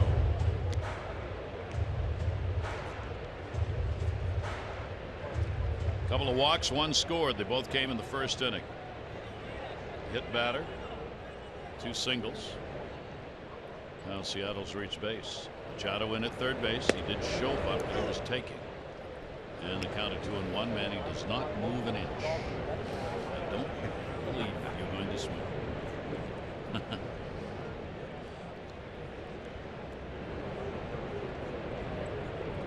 2-1 delivery. Martin swinging, and it's foul. Yeah, the pitch, at least the breaking pitch of choice for Chris Tillman, is the slider. He has tried and tried to throw that curveball over. I'll go to another one. That's what having 4 pitches allows you to do. So the count at 2-2. Seth Smith waiting on deck. 2-2 delivery on the way, and that's going to be a base hit into left field. Again, he got one that was up, but he could handle that one, and he had no intention of pulling and just went with it. He's on to the 1-out single. Yeah, that's exactly what Seager did, except the ball was down a little bit lower. He just went the other way. Home run in Baltimore off of Chris Tillman tonight, because I can run a little bit, even though they do not steal. They've only attempted 1 steal on Chris Tillman all year long. He just serves it into left. Wonder if Scott Servais will allow him to run here. We are about to find out. Seth Smith will stand in with 1 away. That's hit number 3 for Seattle. The Orioles have a shift on, obviously a double play depth. Veteran at 263, career hitter. Throw over to get him back to the bag. Smith with Seattle last year hit 248. Came over from San Diego. Played in Oakland and Colorado prior to his arrival. Brandon Mauer, right-handed pitcher, in the deal with San Diego. We saw Mauer pitch in the 2-game series against the Orioles. Yeah, came in yesterday. 1 down. And Tillman's pitch is going to be up high. Yeah, the ability to steal a base at 9 out of 13 for Martina. This team doesn't run a whole lot. They got twice as many stolen bases than the Orioles do with 24, but they've been caught 19 times. But you just have to quicken up your delivery. And the one thing about Seth Smith, he does have power. Left center, right center. 1-0 count on him. He's a good fastball hitter, and a lot of times that's what you got to throw when you have some speed at first.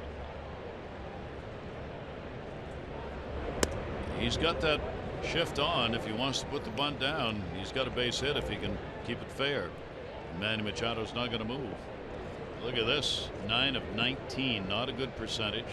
Walker, okay, you'd like to be a little bit higher than that even, but below 50 for Chris, and that's resulted in this tremendous pitch count with only 1 away in the 5th inning. Yeah, he just hasn't been sharp. 92 pitches already, yet only 1 run. There's the bunt. He couldn't get it down. That's what Buck Showalter has talked about so often with Oriole players, all of them. There are some times where they're giving you a base. They're giving you a hit.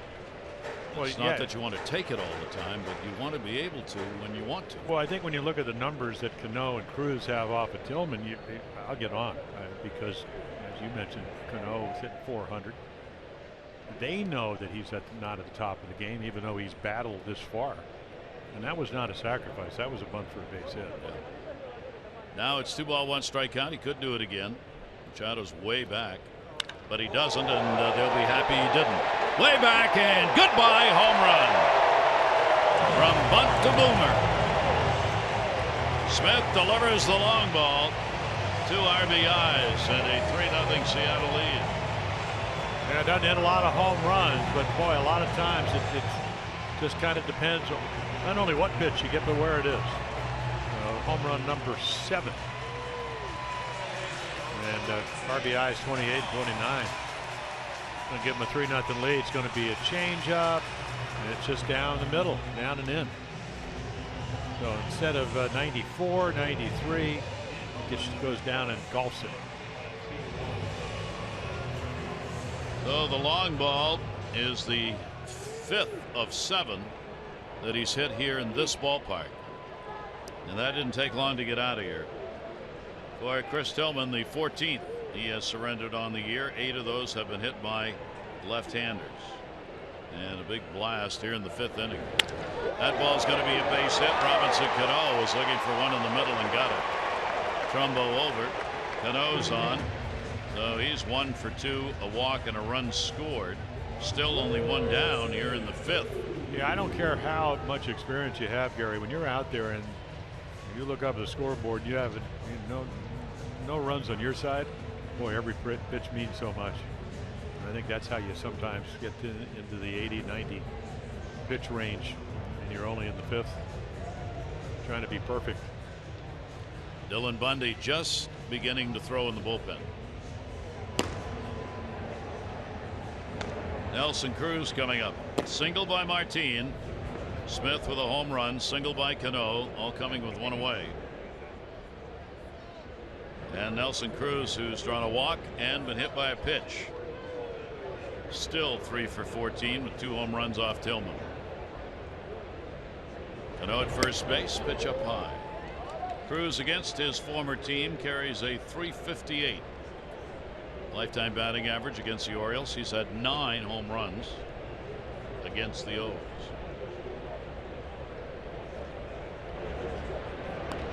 And still standing on the bag was Cano. Well, he came into this game, and he's had a nice month, as we mentioned, with the 10 home runs. He got 27 hits and 13 of them for extra bases. Gives you an idea of the impact bat he can have. It doesn't matter what kind of average it is. He always seems to be able to hit home runs. We saw that with the Orioles. A dangerous hitter in the lineup that affects everything a pitcher does. Those ahead of him. 1-0 delivery on the way, and he wanted one right there. Yeah, that's a perfect pitch. I mean, not only was it 92, but right on the corner. If it's in about 3 or 4 inches, that's where his power is. That's right on the outside corner, the edge of the plate, where you want to be able to live. For the Orioles, that 1 year, great year, 271. He had 40 home runs on top of the league, 108 RBIs with the O's. And then last year came right back and had another great season with Seattle, hitting 44 home runs, 93 RBIs, and he upped his average. He hit 271 with the Orioles, then 302 with Seattle last year. Nelson Cruz. Cano off first. 2-1 delivery by Tillman, and that's on the inside corner. Cruz tied up on that one, started and held back.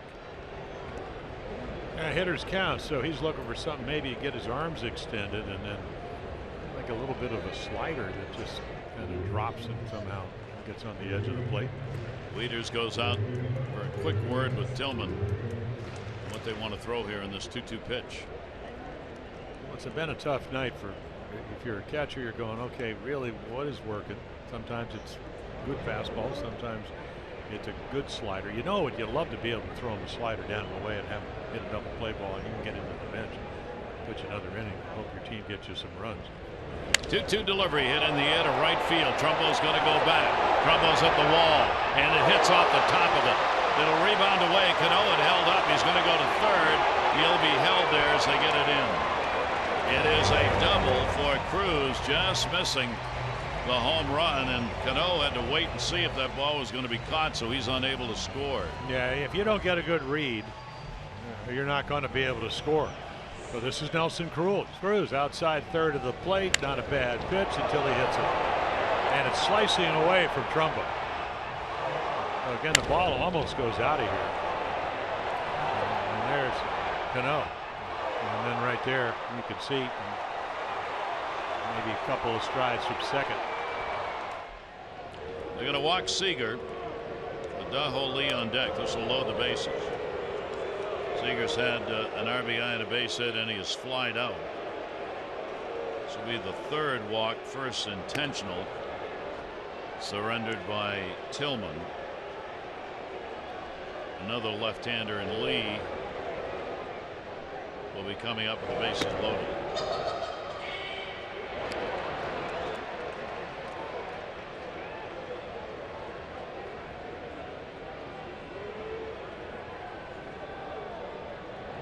And there's ball 4. So the sacks are full. Still only one away. That sets up the chance for the ground ball double play, of course. And it will bring Daho Lee to the plate. He had a base hit his last time up, 1 for 2 in the game. Cano a single, third. Cruz a double, second. Walks Seager on at first base. Well, he doesn't walk. He struck out 34 times in what, about 51 at bats.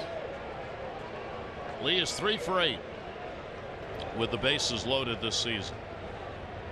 1 down. Tillman's delivery to him. He takes us right there for a strike. Oh, here's a very big at bat in this ball game. The sack's full and only one away. You take the chance on the intentional pass, hoping you can find the double play ground ball or get a strikeout. 0-1 delivery on the way, and that's a great changeup. He had trouble with him in the first at bat with those off-speed pitches, and he did there. Well, you can't throw it any better than that. Down and away. Almost the one you want him to bounce to your shortstop for 2. Swung right through it. So a 2-strike count.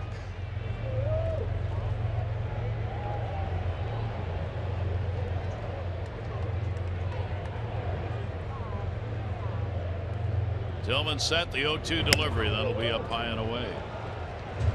The Seattle team, we talked about them winning that series in Baltimore. They're the only team that's won a series against the Orioles at Camden Yards this year. Yeah, the Orioles 31-13 at home.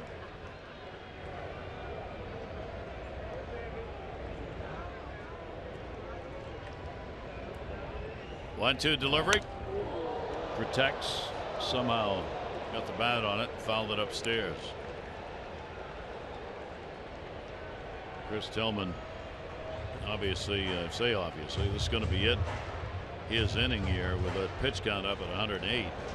Bundy's just standing watching. He's ready to go if needed. 1-2. Delivery to Lee is outside. You can just see he just does not have the rhythm. He can't keep his front shoulder closed. And again, when he throws them well, I mean, look at the pitch counts. Started with 30. As you mentioned, Gary, 2 walks in that first inning, and then the change up for the home run after the single by Martin. 2 balls, 2 strikes. Runner at every sack.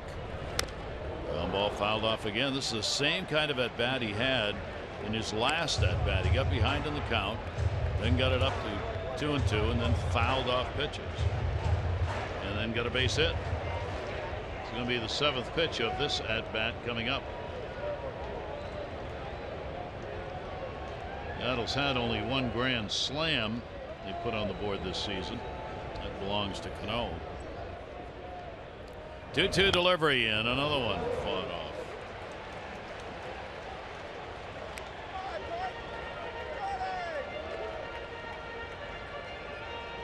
Battle really joined here. Lee and Tillman. Well, he's a veteran hitter. As you mentioned, he started in Korea, been played in Japan. I mean, he's got like 6,600 at bats. Turned 34 late June. So he's been around. Tillman, the 2-2 delivery again. This one in the air, right center. Trumbo coming, can't get it. Cano's going to score. Runner going to third is out as they try and extend it. Cruz is out at third base. Cano crosses. I don't know. Cruz obviously really waited a long time. They may challenge the call here. They're asking for their video people to look. Yeah, I think everybody thinks that Mark Trumbo is going to come in and catch this. And take a look right here. He doesn't get a real good read, and the ball is going to fall in front of him. But everybody's thinking it's going to be a ball. And right here he stops. Maybe he doesn't want to play it into a double, but does make a strong throw. And well, I don't know. He just doesn't think he's out. They will challenge it. So our first challenge of the ball game. I mean, why not? It's 4-0. Either you're going to get the run either way. It'll either be 1 out with the bases loaded or 2. Scott Service manager had his video people looking, and boy, the look we got is he's safe by a, well, it's a forced play. Yeah. I don't know. And Manny and Cruz talking about it. I think I got you. I remember the call is out, so you got to have that indisputable evidence the call was wrong. This looks like it could be one of those plays where you're not going to have that. So the challenge here, another run up on the board, though it is 4-0, as Lee, in a very tough at bat, able to pick up the base hit, gets his 31st RBI regardless of the call.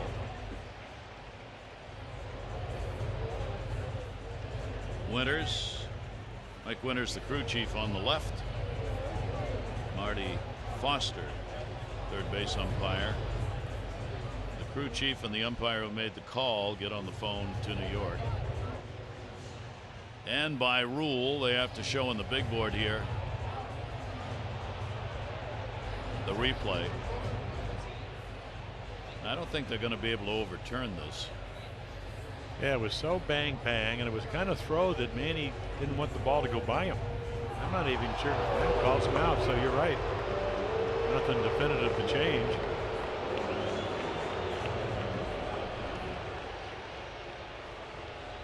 That is a strange play, isn't it? It will be the last batter Tillman's going to face in the game. So the situation, there'll be Seager at second base, Lee's on at first, Adam Lind will be coming up, and Dylan Bundy will pitch to him.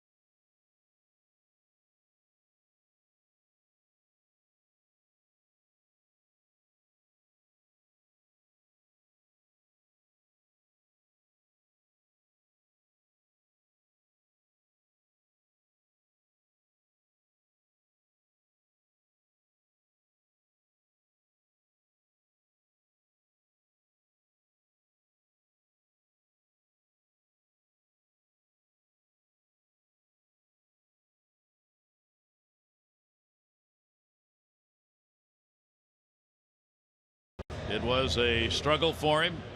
You see the line, and still responsible for 2 who are on. Yeah, it's one of those games where, very much like it, and you pointed it out against Tampa, where the stuff wasn't bad, but the command was all over the place. So Dylan Bundy will come on. He's been very good. Fastball velocity's gone up. The more innings he's pitched, and a couple of bad outings, but and again the right-handed number. But all those numbers are inflated from what happened early on in the season. First and second, 2 down, outside corner, strike taken.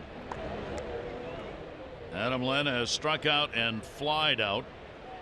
Here's a big at bat again with a 4-0 lead up. 4 runs, 6 hits now for Seattle. And the pitch will be away by Dylan Bundy. 1 ball, 1 strike count. Yeah, the last 9 1/3 innings, he has not given up a run. Left-handers against Bundy, hitting .284. Right-handers .328.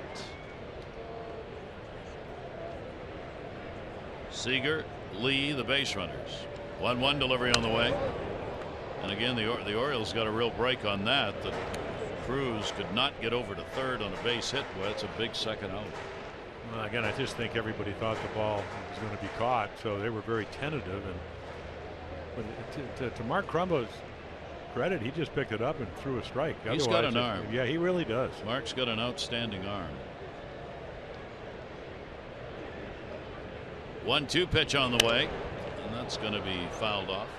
Yeah, I mean, he's a natural first baseman, natural hitter, natural RBI guy.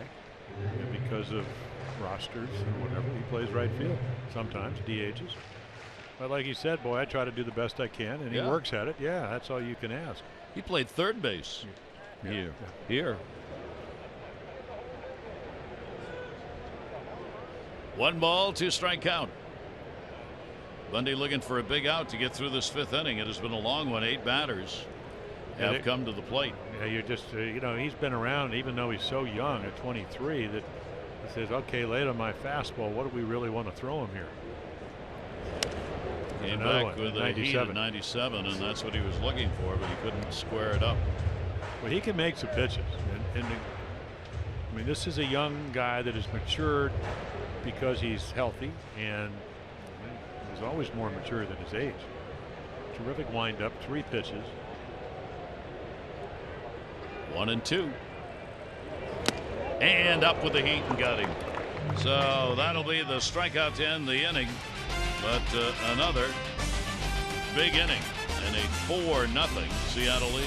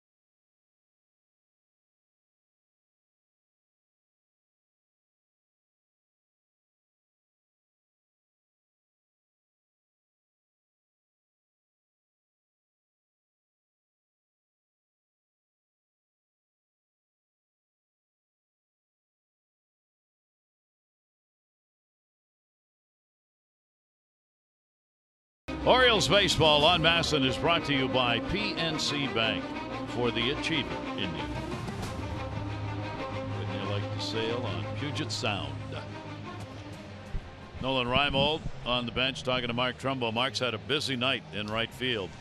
In front of him, behind him, off to the sides. Balls all over the place out there have been hit. Part of that, of course, with this left-handed lineup, 6 lefties, you're going to get some balls hit to right. So the Orioles need another one of those comebacks. They've had 24 of them this year. They bat here in the 6th inning, and a towering pop-up. Pedro Alvarez. Cano says, move over, and puts it away. 0 for 2 for Alvarez. Well, you got a young 23-year-old pitcher who hadn't really helped the Orioles out tonight. Hadn't gotten a lot of hitters counts, hadn't walked anybody. You know, we get the notes. We told you he was 2-3, even though 3-6 coming in, 2-3 at home with a very low ERA. And when they get him over 3 runs a game, he's 3-0. So yet to lose. Obviously, when they get him below 3 runs, he loses. But which is really the case with most pitchers. He's actually one better. Usually, the magic number for ball clubs is 4. If you can get 4 runs or more, you win. If it's less, you lose. He's a good enough pitcher to make 3 work. J.J. Hardy is grounded out his first time up, takes the pitch. We are in the 6th inning. 4-6-0 for Seattle, 0-2-0 for the Orioles. So they've changed or made a decision anyway on Lee. Not a base hit. Fielder's choice for Lee in that last inning and an RBI. So that'll be Tillman going with 4 runs on 6 hits over 4 2/3. 3 walks, 1 intentional, and 2 strikeouts. You can see 81% fastballs. Way up in the air, silo shot. Look at that, almost right straight up. Iannetta puts it away. Let's take a look at our PNC inside the numbers. Now there you go, losing home records but low ERA, so he's in a group of 5. Quintana every year they're on. They're very much in everybody's trading thoughts, I suppose. Yeah, he's a good one. Yeah, well, he just, he pitches, and Atlanta's not that good, not playing that well. They're rebuilding. 55th career appearance, his 52nd major league start. Supplemental first round pick, 43rd overall for Walker. Pitch is in there for a strike. Walker retired the first 11 that he faced. Base hit picked up by Manny Machado in the 4th inning. The first hit single by Wieters in the 5th, the other one. Adam Jones 0 for 2. I mean, pretty much tonight it's been fastball splitter. That was a split change up. He kind of turns it over so he gets some late movement, similar to what Kevin Gausman's able to do. And then he's got a live fastball, hard to track. Jones pitch that was up, pops it up. Lee in fair territory, and it's a very quick 1-2-3 inning, protecting the Seattle lead of 4-0.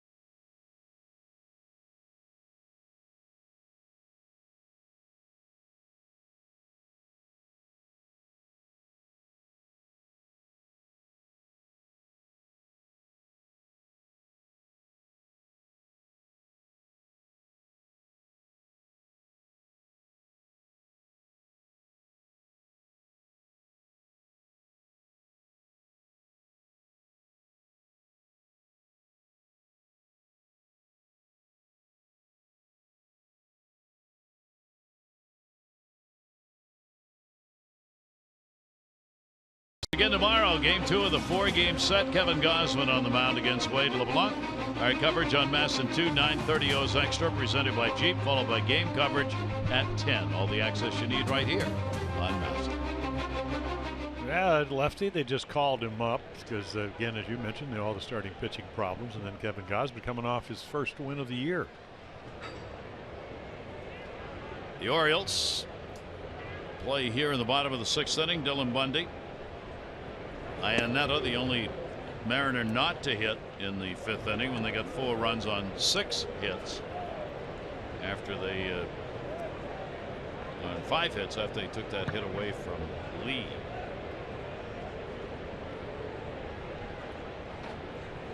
Oh, 1 count. Shift on against him. Iannetta pops it up the other way. Right field. Trumbo. Mark's been playing fairly shallow, so he was there and able to put it away easily. 1 down in the 6th inning. Marte, number 9, and then Martin at the top of the order coming up. Marte has lined out and flied out. Seattle's left 6 on base, 4 of those in scoring position in this game. The Orioles have left only 1. They have not had a runner to second base for the first 6 innings. 0-1 count on Marte.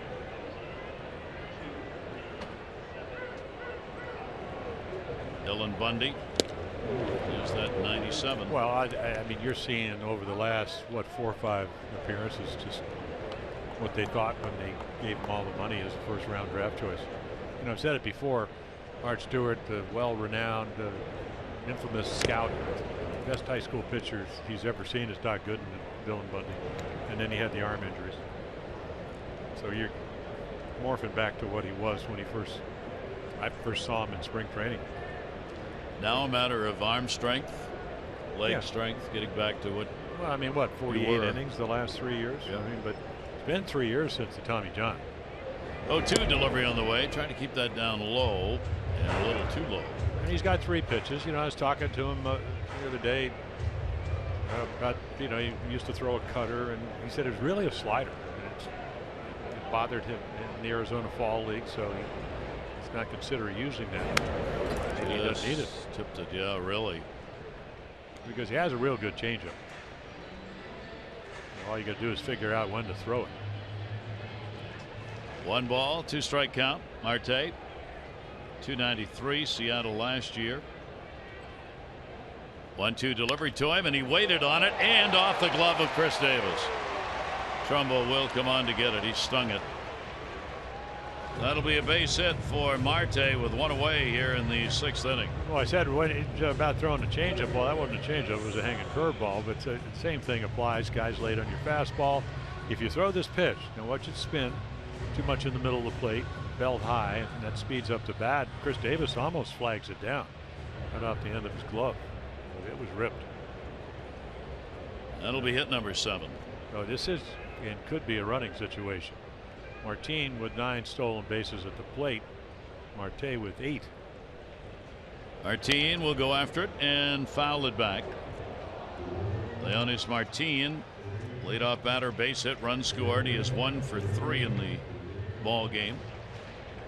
Dylan Bundy will keep an eye over there at first. Casey Kendall, first base coach, giving the runner Marte the numbers on time to the plate by Dylan Bundy.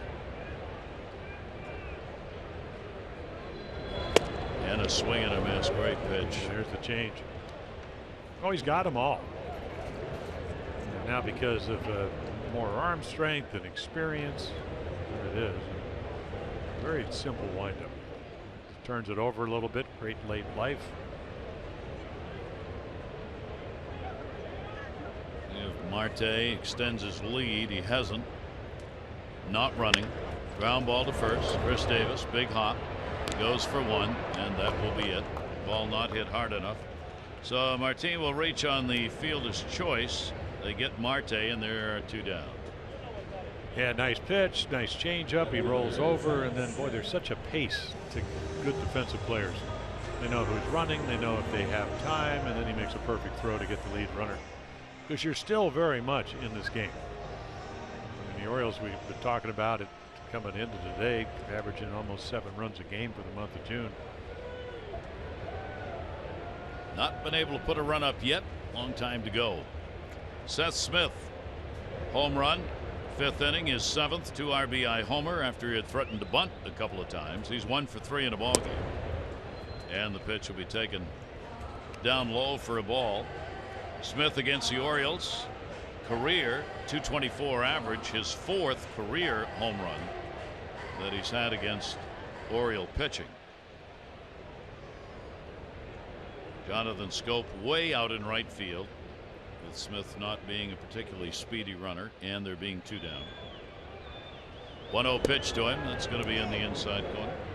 Our American League leaderboard brought to you by Coons.com. Over 2 million vehicles sold and counting. Yeah, the Blue Jays. And then, of course, Tampa Bay. When we went there the first weekend of the year, they said they want to be like you. Dwayne Sachs, saying their play-by-play guy, said they want to be like the Orioles. They want to hit home runs. Well, they haven't hit as many, but they've hit a lot for them. A lot. 1 ball, 1 strike count. Went big time swing on a big time fastball at 97. 1-2. Yeah, right underneath the hands. You got to hit 97 to hit that on the inside corner. You have to hit it about, what, 2 feet out in front of home plate. It takes 97 and turns it into about 103. That's how far out front you have to hit it. Ball away, you have more time to hit it. It actually takes probably 5 miles per hour off your heater. Bundy lob toss over. Here in the American League East, New York's had a win. Toronto and Tampa Bay have both lost. Boston and Toronto were tied for second. Coming into today's play, the Red Sox have the day off. So Toronto with a loss will be separated from Boston by at least a half a game. 1-2 delivery on the way, and another one mano a mano and fouled straight back. Bundy coming in with that 97-mile-an-hour fastball a couple of times against Seth Smith. Smith trying to wind up on one. Put a line drive out of the ballpark, and he hit that home run 5th inning. Well, I think Dylan Bundy, I know Dom Chidi has all his bullpenners to watch the game. That was on a changeup. So if you're a little late on the fastball, boy, you don't want to speed the bat up again. Already did it once. Runner off first base, 1-2. Back and over the screen. Matt Wieters going, where is it? It's out of play. Well, it's amazing. I mean, the lights are just about taking effect.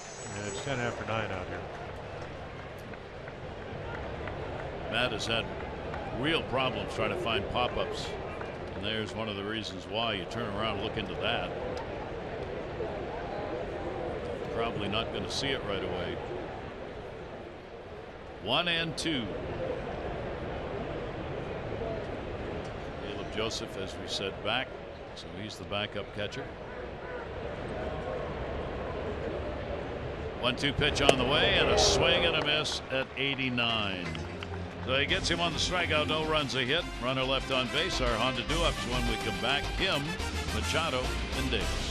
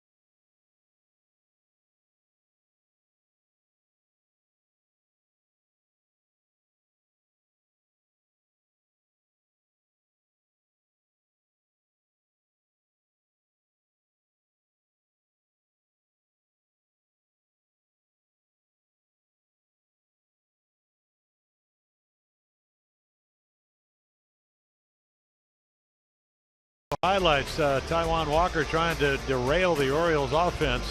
Having almost 7 runs a game, fastball changeups.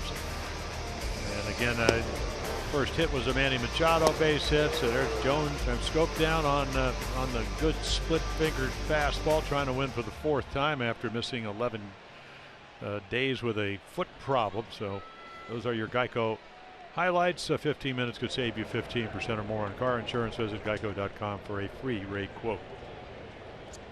Young-Soo Kim will lead it off for the Orioles. First ball hitting down the line. Seth Smith over in the corner. Disappears and can't get a play. Into the seats. I just ran down to the broadcast booth with Seattle. Mike Blowers I ran into and I asked him, I said, I just want to make sure now on your pitcher, the way he walks back and forth, is his foot hurting him? Or is that the normal way that he transports himself about the field. He said, nope, that's normal. Has nothing to do with his foot. He's always slow like that, a little pigeon-toed. So well, he did. I mean, he does have a bad arch on the push-off Yeah. foot, but I figured it was something. he just likes to walk slow. Good man. Kim waiting on it and drills it. Oh, did he get around on that one? Way back. Goodbye, home run. Young-Soo Kim delivers the long ball, and the Orioles set a mark in June. Well, he's hit home run number 2 and 3 here on this West Coast trip, and that ball was a bullet. You know, one thing about Taijuan Walker, he's been able to pitch up out of the zone. Very few balls, you know, thigh high, and Kim finally gets one, and boy, does he hit it. So the Orioles find the long ball, which is how they have lived offensively, and they set the mark for June to the most home runs in the month on this, the final day of it, and here it is. Yeah, just down and in right to the bat head. High leg kick, and then the extension through it. Well, the Orioles will enter the record books with that one. Mark Trumbo tied the mark, and Kim establishes the new record for the home runs in June. That'll be the 15th home run surrendered by Walker, with 10 of those having been hit by left-handers. So what, the Orioles in '87 hit 58 in the month of May? I think that's the all-time monthly record. Yep. Ground ball will go to short. Throw is on the money. Marte retires Manny Machado. Yeah, I think 1987 the Orioles actually they hit 208 home runs on the season, which was I think maybe the most. Diaz the right-hander and Nuno the lefty, but they gave up 215 that year. Things didn't go too well. So the mark that was set by the A's in 1996 for the most home runs hit in June has been surpassed by one. Now the Orioles need a couple more to tie that mark for the most home runs in any month in one year. The '87 Orioles and the '99 Seattle Mariners. They both had 58, both in the month of May in the '87 and '99 seasons. Anyone's going to launch one towards that effect. Chris Davis. Davis has struck out and he has flied out. Kim, of course, getting his first chance here in this ballpark. In the first game he plays here, he delivers the home run. He does have, we have seen those pitches when you get the pitch in a little too far trying to go inside to him. He gets a bat around in a hurry on those pitches and can really barrel it up. Well, it's almost like he falls away, but he has enough back control to still cover the outside corner and hit balls to left. And we saw that. We saw it in San Diego. We saw it in Cleveland. Game winner there on Sunday afternoon. 3 on the year for him. Well, he hit 28 last year in Korea. Different caliber of baseball. 2-2 delivery. That one the other way off the end of the bat's got a chance, and it will fall in for a base hit. Seth Smith was moved around to center, playing Davis to pull, and he just loops that one on a Texas leaguer to left field. Well, that's how they got their first run. That's what Seager did, and boy, it works. This is an Eric Hosmer swing of the Royals. Emergency hack, and right there he knows, and Smith actually makes a nice job trying to get to it, and says, I'm not going to play it into a double. So here comes Scott Service. So Service out. He will get Walker, who missed his last start with that foot problem, but effective here for the most of this game. He will leave after 6 1/3, responsible for the runner on. The Orioles now down by just 3.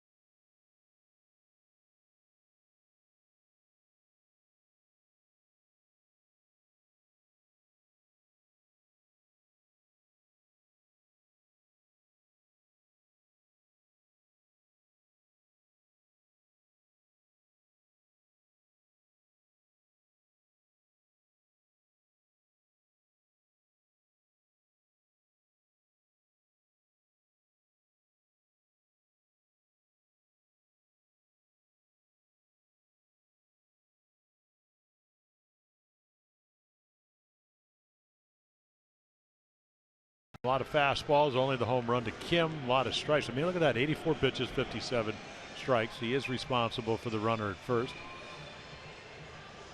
So Diaz will come in. Edwin Diaz, hard throwing righty. And he's pitched pretty well for him. A low ERA, hits per inning, a lot of strikeouts, not a lot of walks. Again, their bullpen, pretty good job. So this is his first year in the big leagues. He was called up from Double-A ball to the big club here in June. So Edwin Diaz with a runner on at first base. The Orioles trying to get the comeback going. Right-hander's delivery. That'll be taken for a strike. Mark Trumbo. He is flied out, popped out. Mark has a 4-game hit streak coming into the ball game. And we see why he got called up. I had him between 95 and 97. That first pitch was 98. That's going to miss inside. It's only his 5th professional year. Yeah, a little slider, a little breaking ball. I think that's what that pitch was. I'd always love it when you throw a 98-mile-per-hour fastball and for some reason you think you got to come back with a breaking ball. I mean, Trumbo didn't even take the bat off his shoulder. He's probably stunned.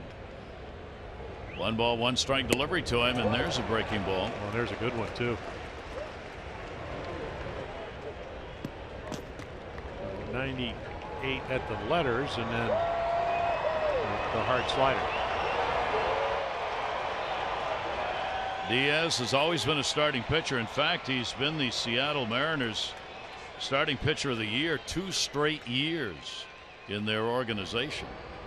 1-2 delivery on the way, and a heater way outside. An awkward finish. 99.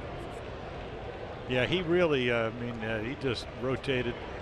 Ball never had a chance to be in the zone. But he does have an arm.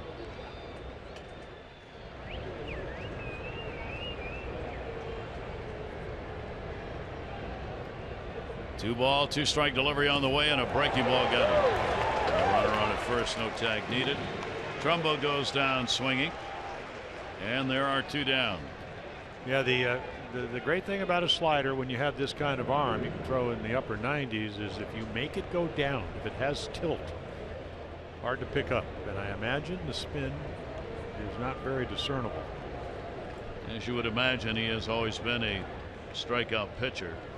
And a pretty good ratio. 37 walks to 103 Ks, 42 walks to 111 Ks in the minors. Foul back. So Matt Wieters will go at it here with a runner at first base. The Orioles have a run in here in the 7th on the leadoff homer by Kim to get the Orioles on the board, get out of the shutout. Davis with a base hit, driving Walker out of the ball game. Walker gave up just 4 hits in 6 1/3 innings. And that whipsaw delivery at 98 miles an hour. Yeah, they have him listed at 6'3", 165. 165. So that'll go up. Meal money, a lot better than it is at Double-A. Healthy food in the clubhouse. 1-1 delivery on the way to him, and Wieters didn't know what to do with that thing. It bored in on his top hand. Well, I think the thing that, and you mentioned it, is that if you look at, and he was a starter, 20 starts last year at Double-A, only walked 37 people in 104 innings, so he has had the ability to get the ball around the plate and then let the stuff play out. 1 ball, 2 strike count. Runner off first, delivery, and another heater. Just trying to get the timing down here as he fouls that one away late on it, and the count will stay at 1-2. Yeah, all he's got to do is be able to, if he's going to throw a breaking ball, just don't throw it for a strike. Get it pretty much to what you did against Trumbo. Maybe throw it off the outside corner, make it go down. Diaz with a 1-2 delivery again, and Matt swings over the top. Diaz with a little emotion as he leaves. So a couple of strikeouts for Kim. The home run, number 7, setting new mark in June for the major league record, but the Orioles still trail it 4-1.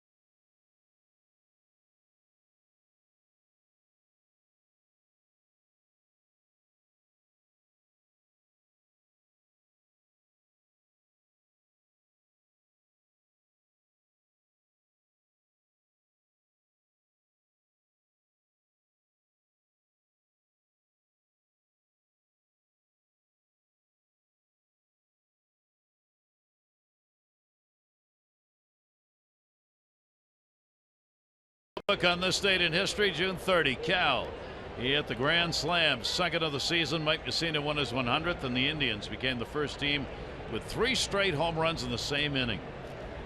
Happens a lot now. Ground ball to first base. It'll be backhanded by Davis. Cano is retired. Those home runs the Indians hit in 1902. Knapp, LaJoie, Piano Legs, Hickman, and Bill Bradley. And Knapp, LaJoie would go on to be in the Hall of Fame. Cy Young said of him, and I quote, "LaJoie was one of the most rugged hitters I ever faced. He'd take your leg off with a line drive, turn the third baseman around like a swinging door, and powder the hand of the left fielder." Cy Young on Knapp, LaJoie. Rugged. Rugged.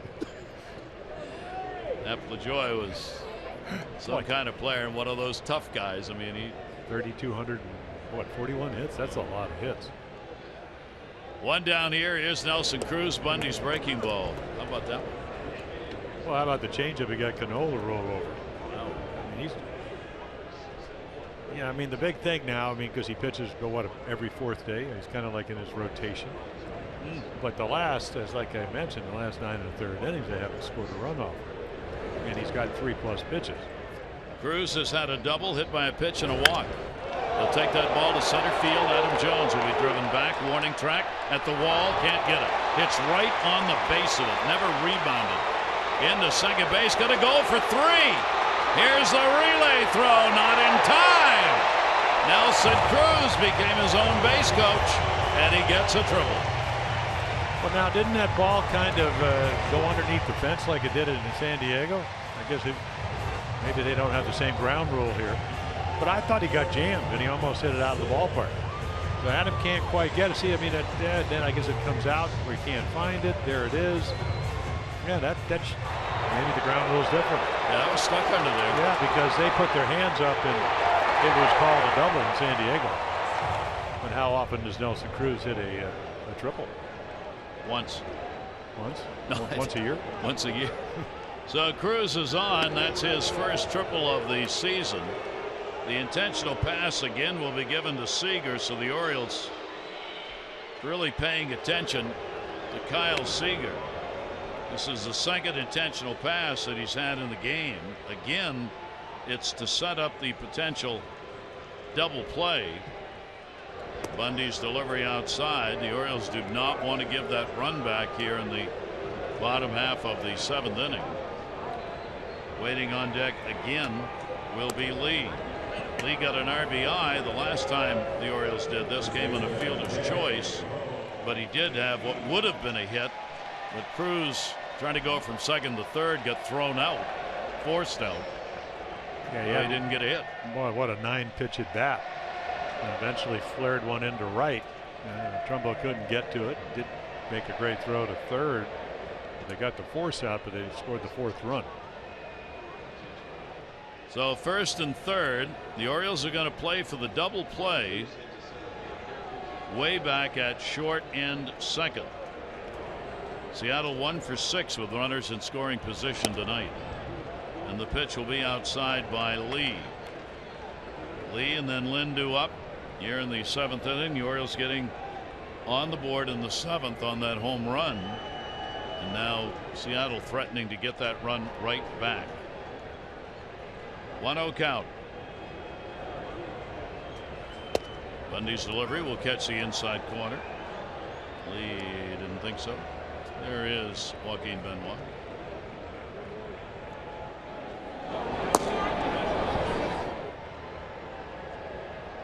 One ball, one strike count. Delivery by Bundy. Shattered bat. Ooh, the bat barrel goes right by him. There's one. Oh, what a double play! Unbelievable! Double play turned by the Orioles. Manny Machado had the barrel of the bat coming at him. Look at this. Ignored it. And Jonathan Schoop with as quick a relay as you'll ever see. And they turn the double play, and the strategy works.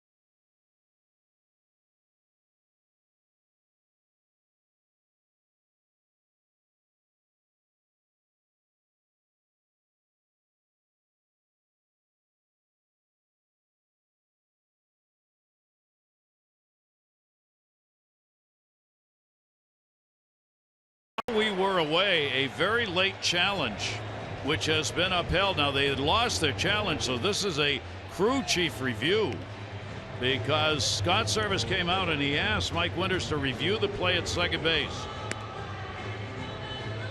I think the call is that he was not on the bag at second.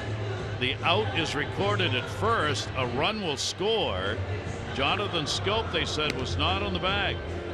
Yeah, that's in the neighborhood play because the foot comes off, and well, they're calling this and trying to protect the second baseman, but they don't really do it, because if you linger and you make sure you're there, that's when you get hurt. So it's a run. It'll be an RBI credited to Adam Lynn. Actually, Lee, rather. I'm sorry. Well, how Lee. about tonight? He gets 2 RBIs, one on a ball that falls in front of the right fielder, and another one on an out. Yeah, exactly. I mean, he's retired 5-4-3. Lee is, but it ends up being an RBI. So he's got a couple of RBIs without having a hit, and a runner safe at second base. The inning goes on. That one to left field will be handled by Kim. So we come back out on the field, and there's one pitch delivered. Lynn flies out, but a very big run scores as a result of the replay review.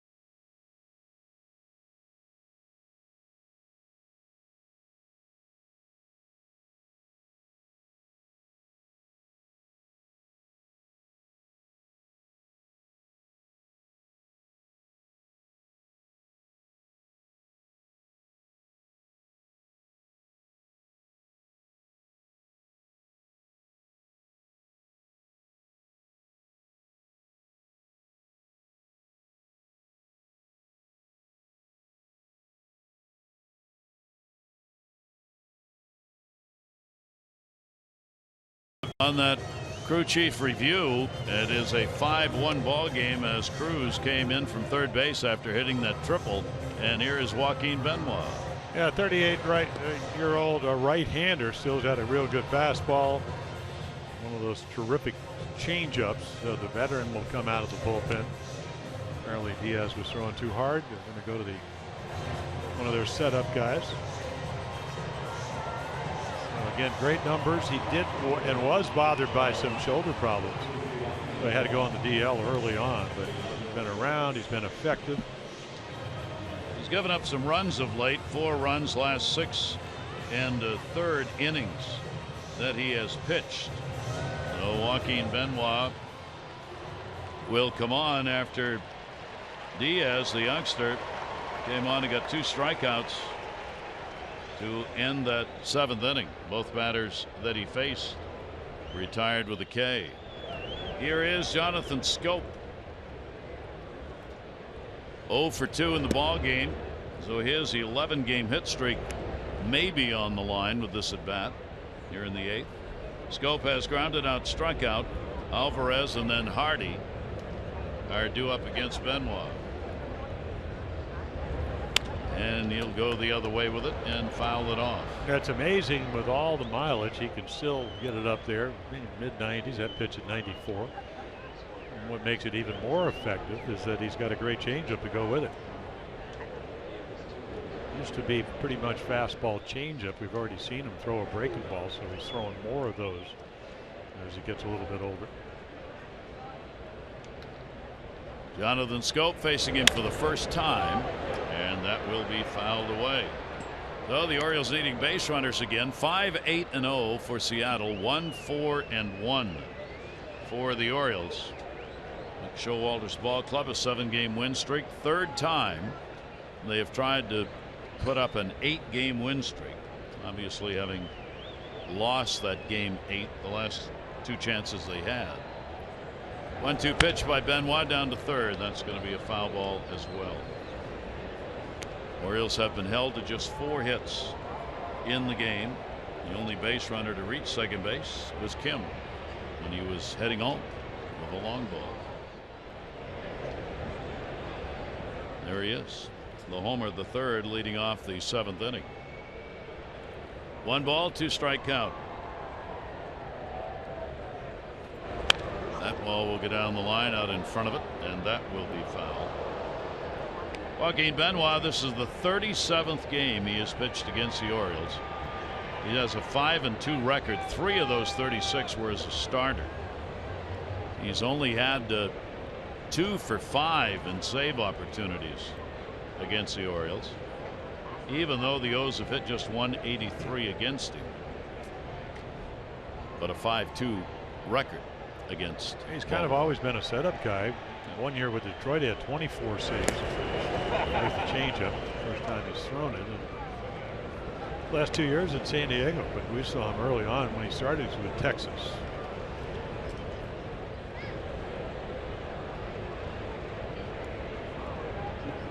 Mel Stottlemyre, first year pitching coach here.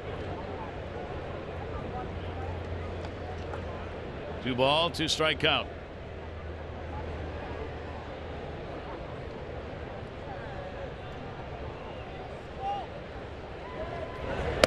Breaking ball will be inside.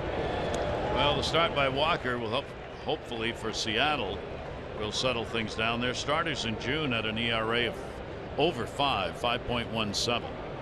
Walker, though, gives up only a run on 4 hits and 6 1/3. That tells you how good their starters had been the first 2 months. It's all the way to the backstop. So Jonathan Schoop works out a walk, and that's exactly what the Orioles needed. Here in the 8th inning, they get the leadoff man on, and the first walk they've had the game. On Saturday, July 23, the first 20,000 fans 15 and over at the 7:05 game against Cleveland will get the Orioles batting practice cap. It's a replica cap that features the cartoon bird on the new all-black cap worn for the first time this year during BP by the O's. Get your tickets at Orioles.com or 888-848-BIRD.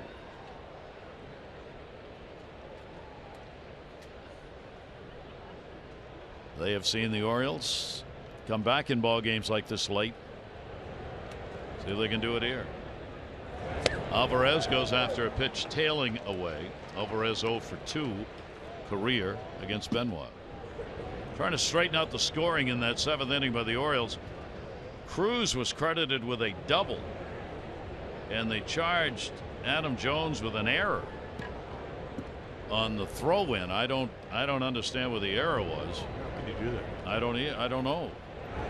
I mean, because he had trouble picking the ball up because it stuck underneath the fence. Yeah. It should have been a ground rule double. That's it, exactly. That must have been the only thing. It couldn't have been on the throw. No. It could have been on the fact he didn't handle it. And I mean, right here, the ball is stuck. He doesn't know where it is. Now, where's your error? Right there. Right there. Oh my God. They got to change the ground rule for that. Well, when we looked it up in San Diego, there was no ground rule for the ball being stuck underneath the fence. Oh, common sense. So well, now come on. Well, no, that was common sense. It was really? It was you want to use common sense? Well, they did in San Diego. Oh, okay. Why would you call it a double if it's not in the ground rule? I agree. That should have been a double. Yep. Common sense tells me that. I agree. But I'm not an umpire. And that should have been a double on the ball that's stuck there in Adam Jones. Yeah. Adam made the mistake of playing it. 1-2 delivery and a real good breaking ball. Well, that's the changeup, Gary, and yeah, I mean, it just kind of has like ABS breaks about halfway, right about here. You think it's a fastball? Nope, and you can't quite time it. Great arm action. Well, the Orioles get the lead-off walk, but Pedro not able to advance Schoop at first. J.J. Hardy a 1 for 4 off Benoit, a home run. Hardy 0 for 2 is popped out and grounded out. And JJ will take the heater, which is right in there for a strike. 4-game set against Seattle. Opening up with this one. Back with you tomorrow. Kevin Gausman, Wade LeBlanc. It'll be on MASN 2, 9:30 O's Extra, 10 o'clock for the ball game.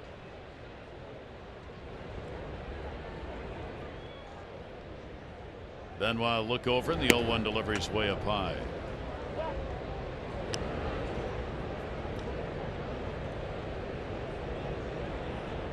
So do we go with LeBlanc or LeBlanc here in Seattle? What do you think?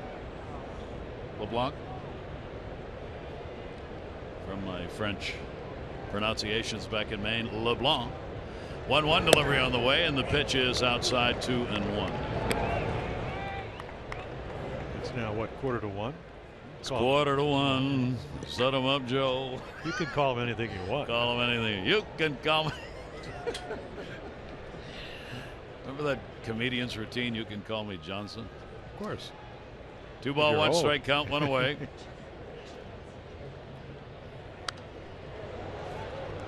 Fouled straight back.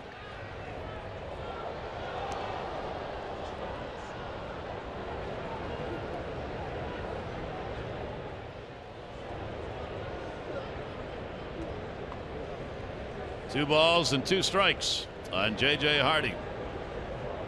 Orioles making Benoit work here in this 8th inning. On at first base, Jonathan Schoop, who got the walk. Very short lead. He's not going anywhere. 2-2 delivery on the way. Froze the mitt. Doesn't get the call. Gave him the look, too. Gave him the soon-to-be 39-year-old look. Not that close. No. Well, Iannetta didn't really. Kind of confused his pitcher by holding it like it was a strike. Because you want it, you'll take it. If they don't get it. 3-2. Let's see if the runner goes here. Jonathan at first base. Not going. 3-2 delivery. Hit in the air. It's going to come back to the left fielder Smith. And he makes the running catch. Back to first base goes Schoop. The ball was tailing just the right way for Smith to be able to get there. I think he even surprised himself. Because Benoit's really happy. I mean, his ball drilled. You could see him. He's not playing him to pull. But he gets a great jump, and then they're really an excellent play. Martin early on in the game. And boy, just into the webbing. Biggest cheerleader, Joaquin Benoit. Yeah, why for not? Seth Smith. Yeah, this is the 14th year that Benoit has been pitching in professional, not in professional baseball, but in the major leagues. And only 2 of those years has he thrown over 100 innings. And that's maybe why you can still throw 94. Here's Adam Jones, top of the order, breaking ball. Benoit gets the swinging strike. Adam is 1 for 9 off Benoit. Adam has gone 0 for 3 in the ball game. Kim has a 5-game hit streak that he extended in this game. Manny Machado, a 10-game hit streak extended in the ball game. But not so for Schoop with his 11, and Adam Jones has yet to extend his 10, and he goes after a pitch away. Yeah, check those numbers out. 11 home runs on the month. Wrapping up the month of June and trying to get a comeback win to do it. Orioles 19-8 in June. 0-2 delivery on the way. That's down low. Nice stop made. Iannetta just got the whole body in front of that one. Count will stay at 1-2. Yeah, he just buries a slider. He already swung through 2. Why not throw another one? But it's not even close. And those are, I mean, those are obviously important plays only because what you're looking for, you'd love to have 3 or 4 here in the 8th, but you'll take 1. So he keeps the runner at first, doesn't keep, allow him to get to second base where you could get a base hit. Make it 5-2. And the 1-2 delivery by Benoit. the Oriole dugout. So Adam keeps the at-bat alive. Count at 1-2. Adam against his former team in the trade we talked about. Carries a .270 lifetime average against Seattle. This is the 65th game he has played against his former franchise. Here in this ballpark, almost the same number he has overall, 265, with 6 home runs hit here at Safeco. 1-2. Schoop on first base. Benoit's pitch will be swung on and foul tipped. Just getting on top of that, flicked it right straight down. A steady diet of changeups and sliders.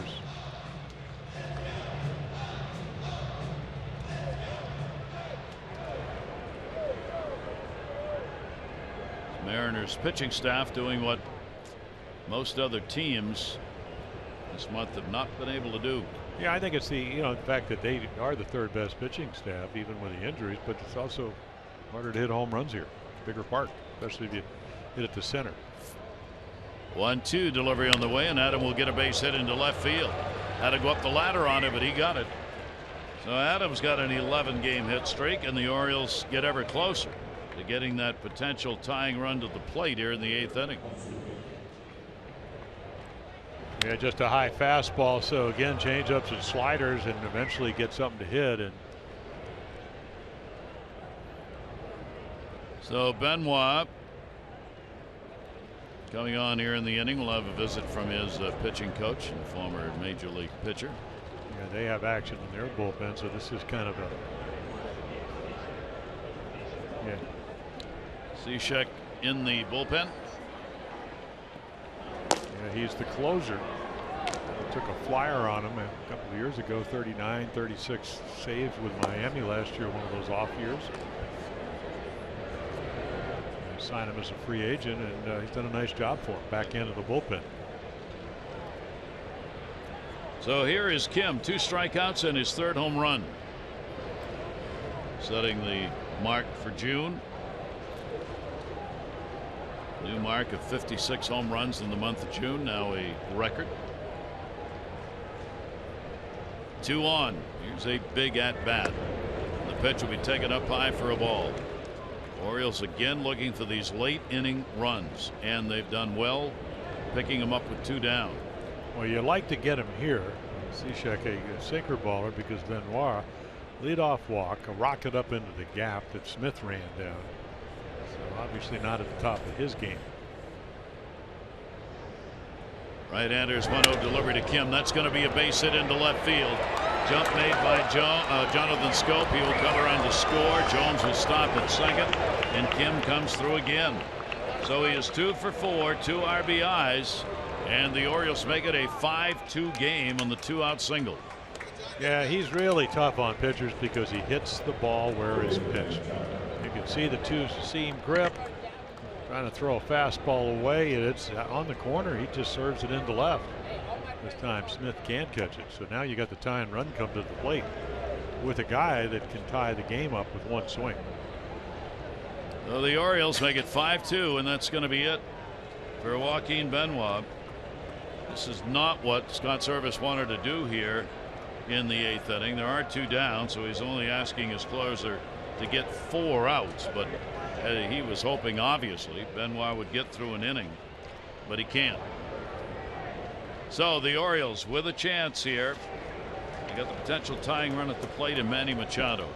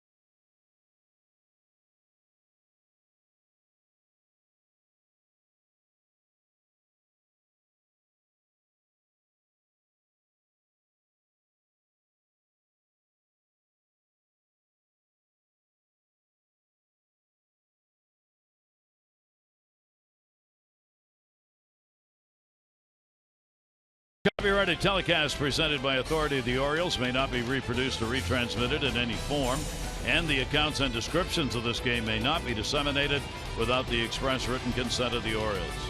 Gary Thorne, Jim Palmer here in Seattle. Gorgeous night, and the Orioles trying to make it a good one for them. Closers on. Yeah, 18 out of 22 out of Massachusetts, as we mentioned, last couple of years in Miami.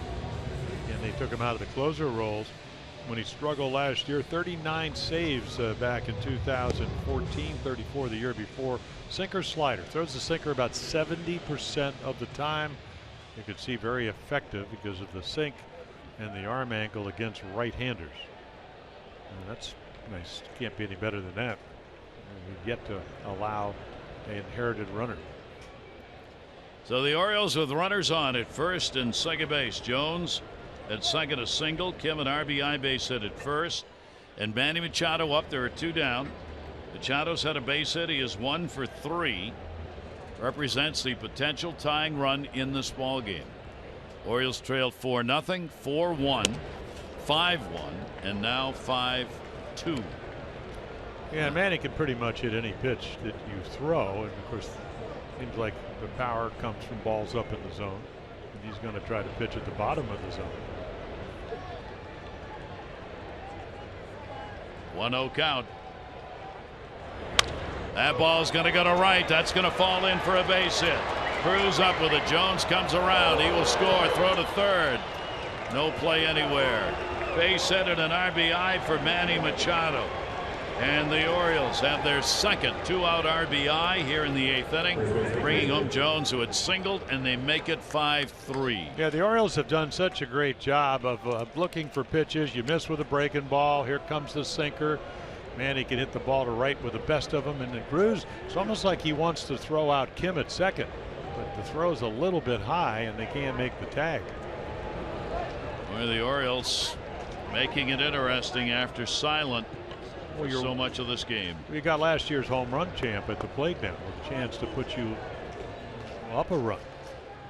The delivery is a breaking ball taken for a strike. That run, of course, will be charged to Joaquin Benoit. Cishek on the mound. The Orioles get Brad Brach up in their bullpen. Orioles now with 3 runs, 7 hits. 5 runs, 8 hits for the Mariners, and the pitch is going to be away. Yeah, how important was that challenge? It got them the extra run on the double play. After everybody had left the field in that 7th inning, a challenge on whether second base had been touched by Jonathan Schoop would have ended the inning if it had. Instead, a run scored. Breaking ball really slowed that one down to 78. Chris Davis getting a look at this right-hander for the first time. Shift on against him with 2 down. Base hit for Chris his last time out. That knocked out the starter, Taijuan Walker. 1 ball, 2 strike count. And slings that one in at 93. So gets a very big strikeout. The Orioles will pick up a couple of runs. They do it on 3 hits, leave 2. 5-3 Seattle.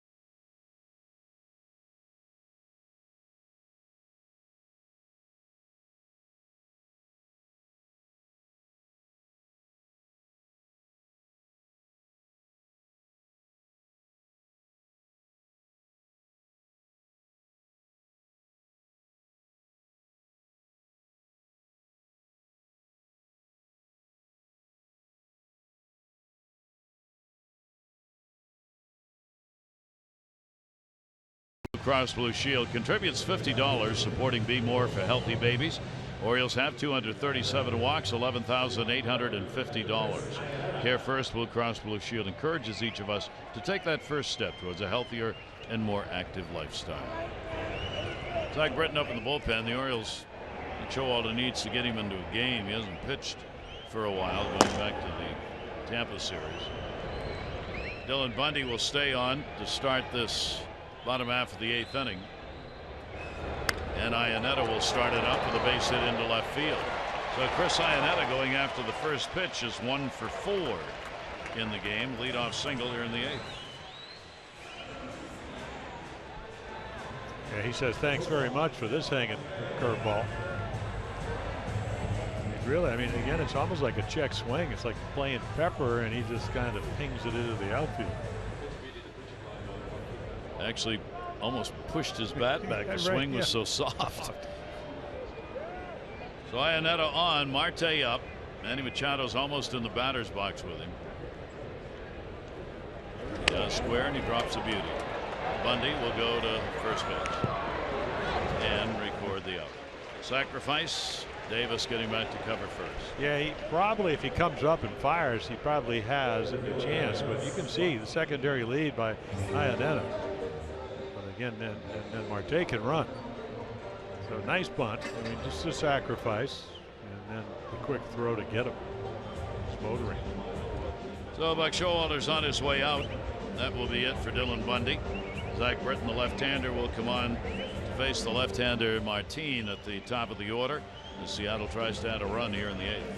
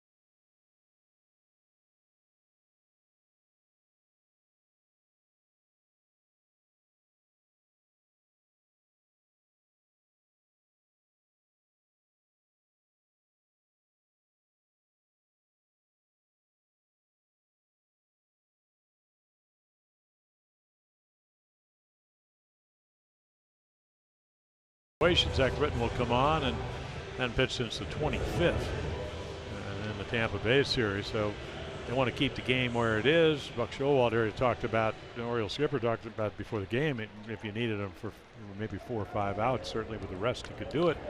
Now it's just trying to keep the game where it is. You can see lefties, and that's what this is, lefty versus lefty, only hitting .080.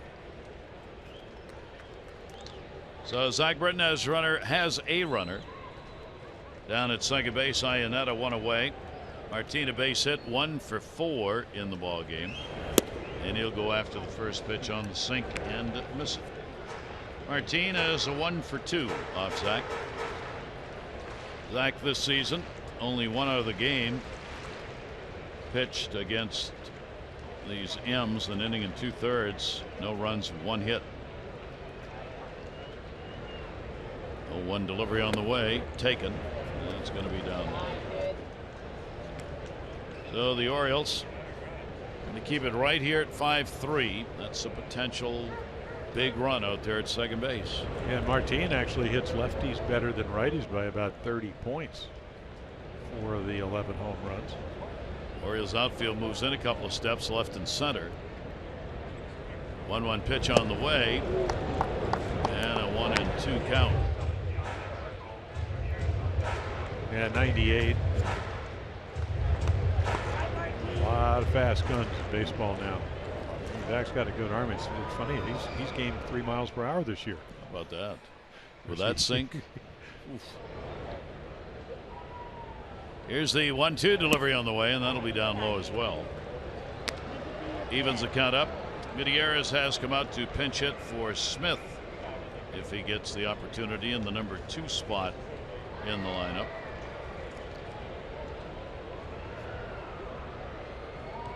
Leonis Martin 2-2, 1 down. Runner off second. Martin will take another one. You know he's up there talking to himself. Don't swing, don't swing, don't swing on that pitch down. Well, when you're at 288 against lefties, you're seeing the ball pretty well. There's not too many lefties would have laid off that pitch. It was down, but over. Yep. Full count.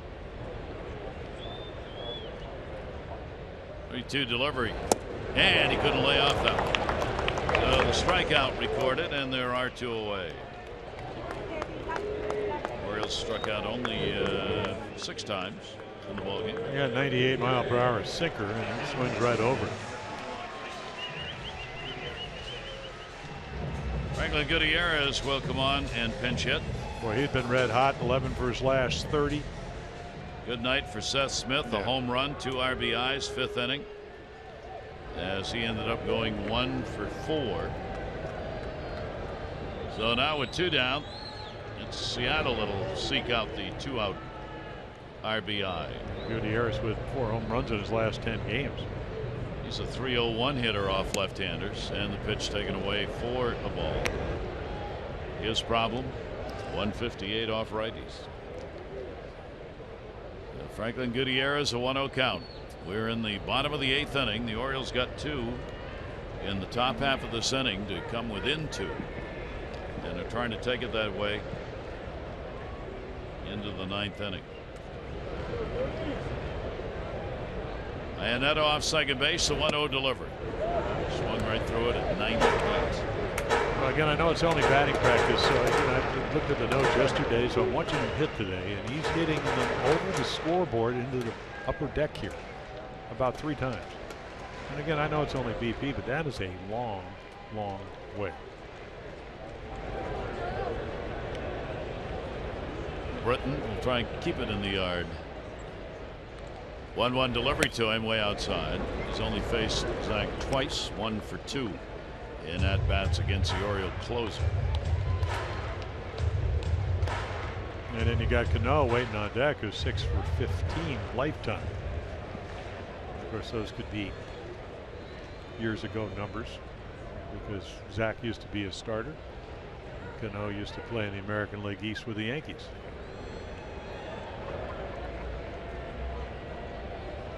Here's Britton's 2-1 delivery to him, and a swing and a miss.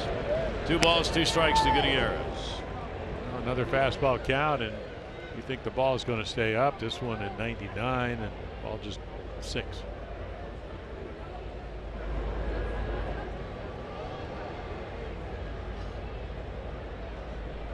Two away. Leadoff single by Iannetta, but they've not been able to move him yet. He's down at second base. 2-2 delivery on the way to him, and he got it. So Britton comes on and does what he usually does. Picks up the strikeout.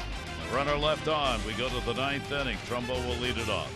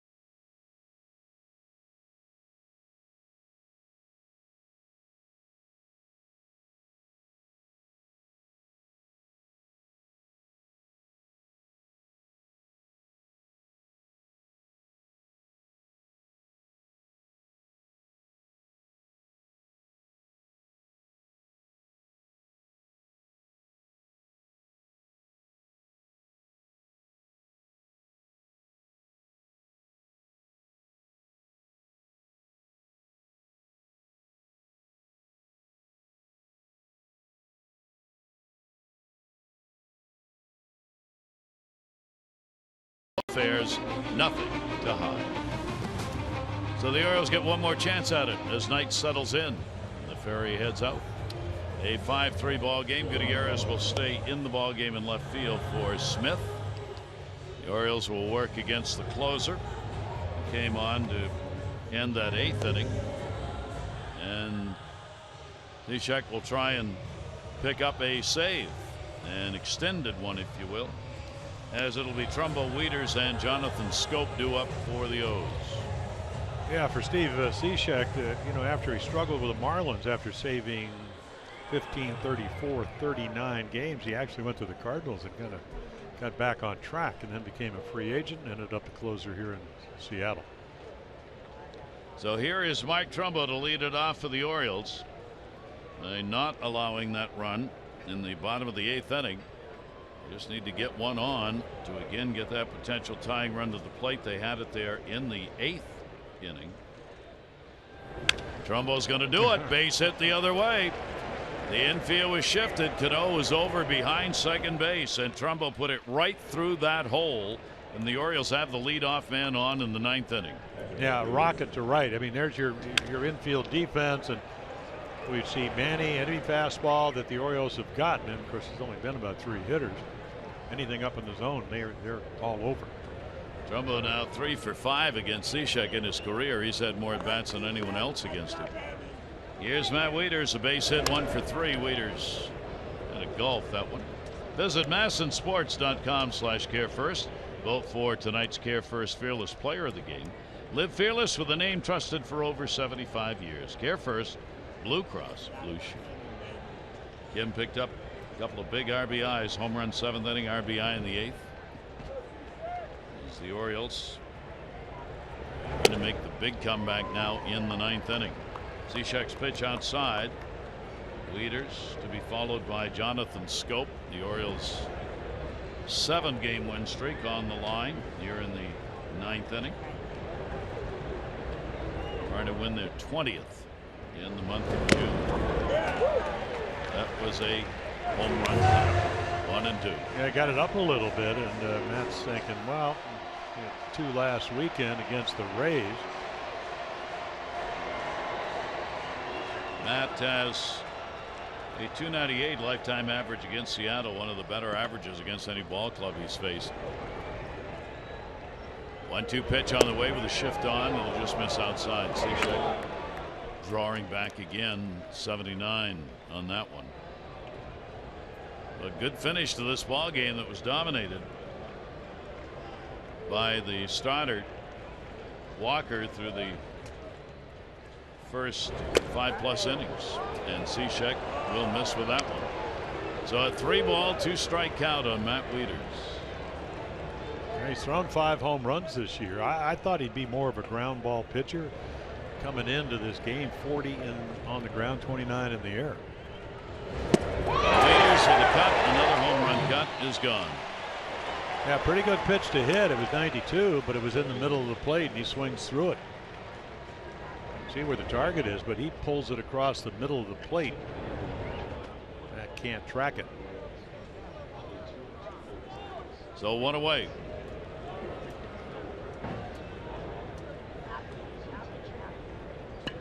Here's Jonathan Schoop.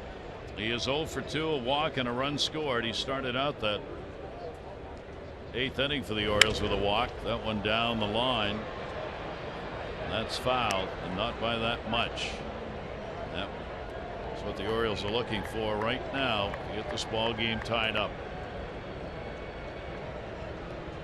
The Orioles 3 runs, 8 hits. Seattle 5 runs, 9 hits. Cishek, the 4th pitcher used, swing and a miss.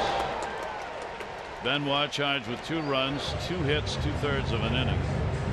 Diaz came on, struck out the only 2 he faced. Walker, still the pitcher of record for this ball club, a run on 4 hits over 6 1/3 for Taijuan Walker. 0-2 delivery. Breaking ball. Did he go? Walker came in with a home ERA. It was the 4th best in the league at 2.92. jumped up a little bit to 3.2, even though he gave up only 1 run. 1-2 delivery off the end of the bat, first base. Lee. 2 down. Yeah, real good pitch to Schoop. And that's the kind of result you get. Hard to cover that outside corner. Pedro Alvarez is 1 for 5 off Cishek. Well, you talked about, again, you know, June in the East has already ended, but he has hit 6 home runs this month. Didn't get to play in San Diego. He doesn't have to hit a home run, just get on base. Breaking ball will be inside. Trumbo, the leadoff single, still over there at first. There are 2 down here in the 9th. Will the Orioles' 3rd try at an 8-game win streak be thwarted again? 1-0 pitch. Tantalizing off speed, 2-0. Let's see if he's going to challenge him. Struck out Wieters on a fastball. 2-0 count. Cishek delivers. 78.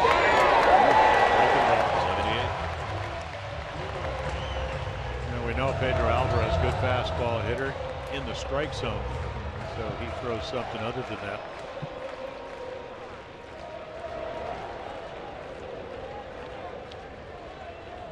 Two and 1.